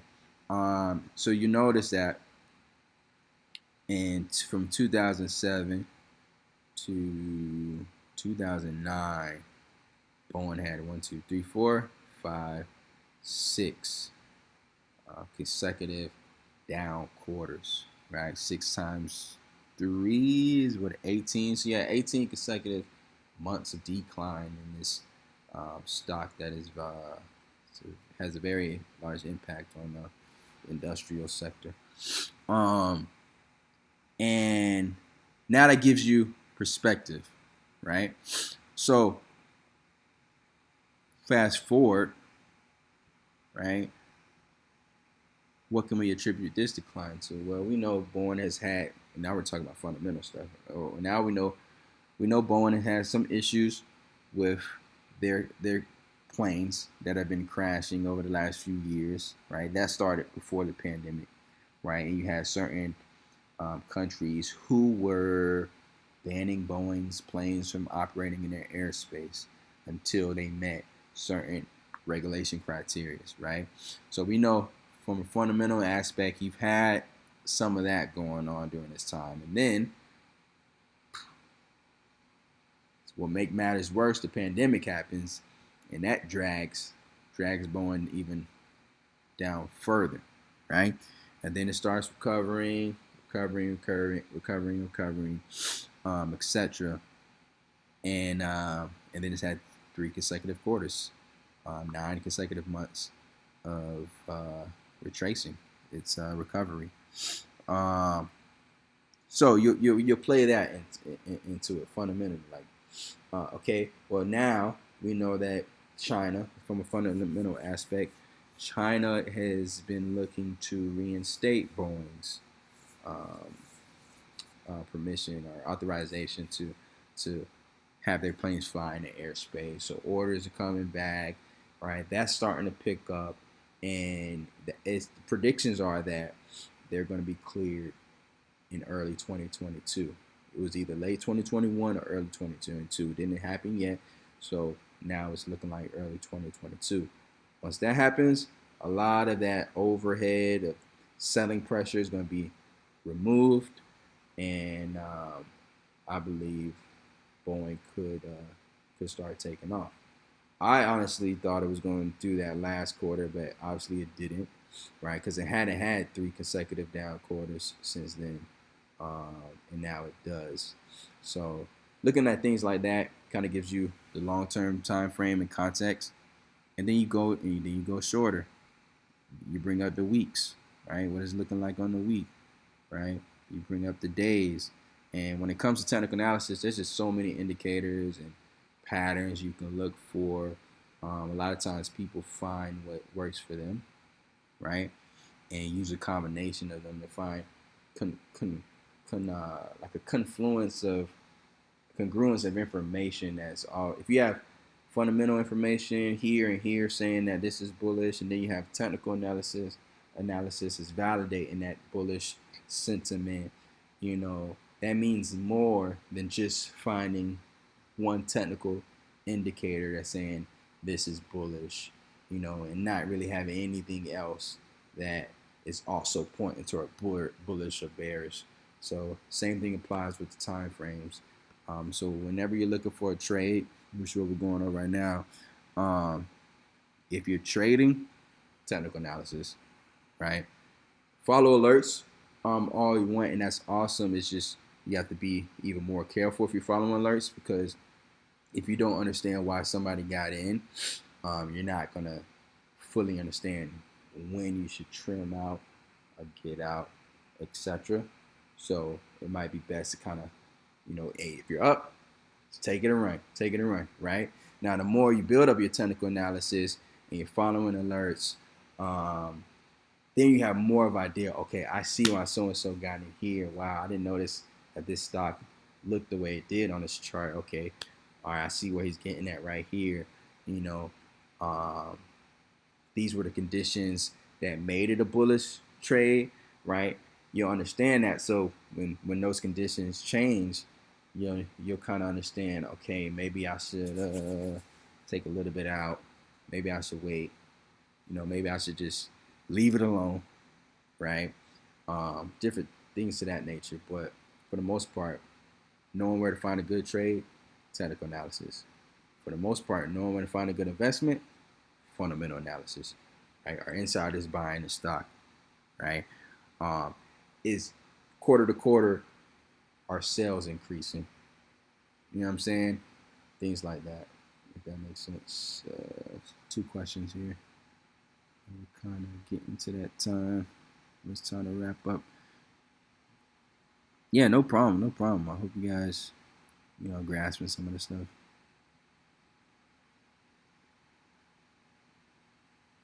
Yeah, that's definitely true. Market orders can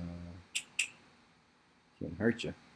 All right, you guys got any questions before we start wrapping it up?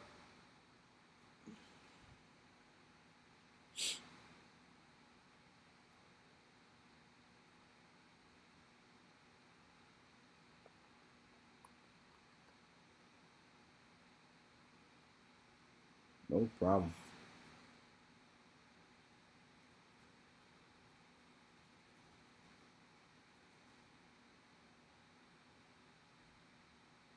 I appreciate the participation. Definitely makes it much easier when you guys and gals participate. You can sell an option anytime, right? So yes, I mean, theoretically speaking, as long as you have time on your contract, you can sell an option, during market orders. Um, there are some cases where, like we were talking about, where the spread is really, really wide and there's not a lot of demand for that particular option, where it can be tough to get out and actually sell it.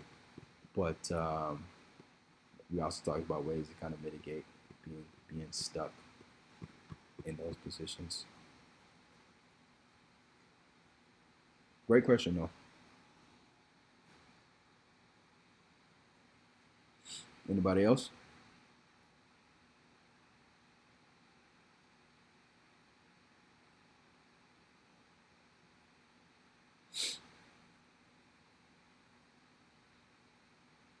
Yeah, no problem. Hope you guys had a great holiday.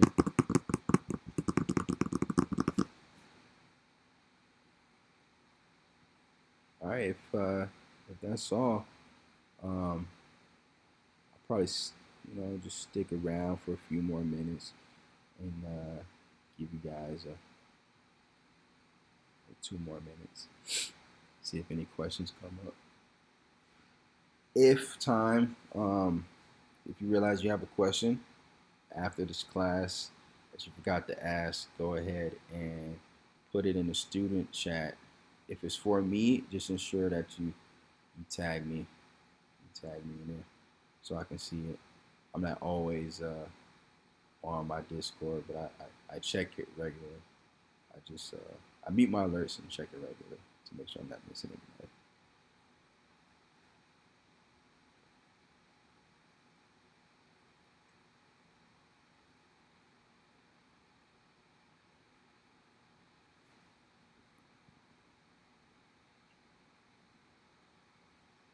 All right, awesome. I think we can call it time. All right, you guys have a great week. All right, happy trading and good luck. Take care, guys.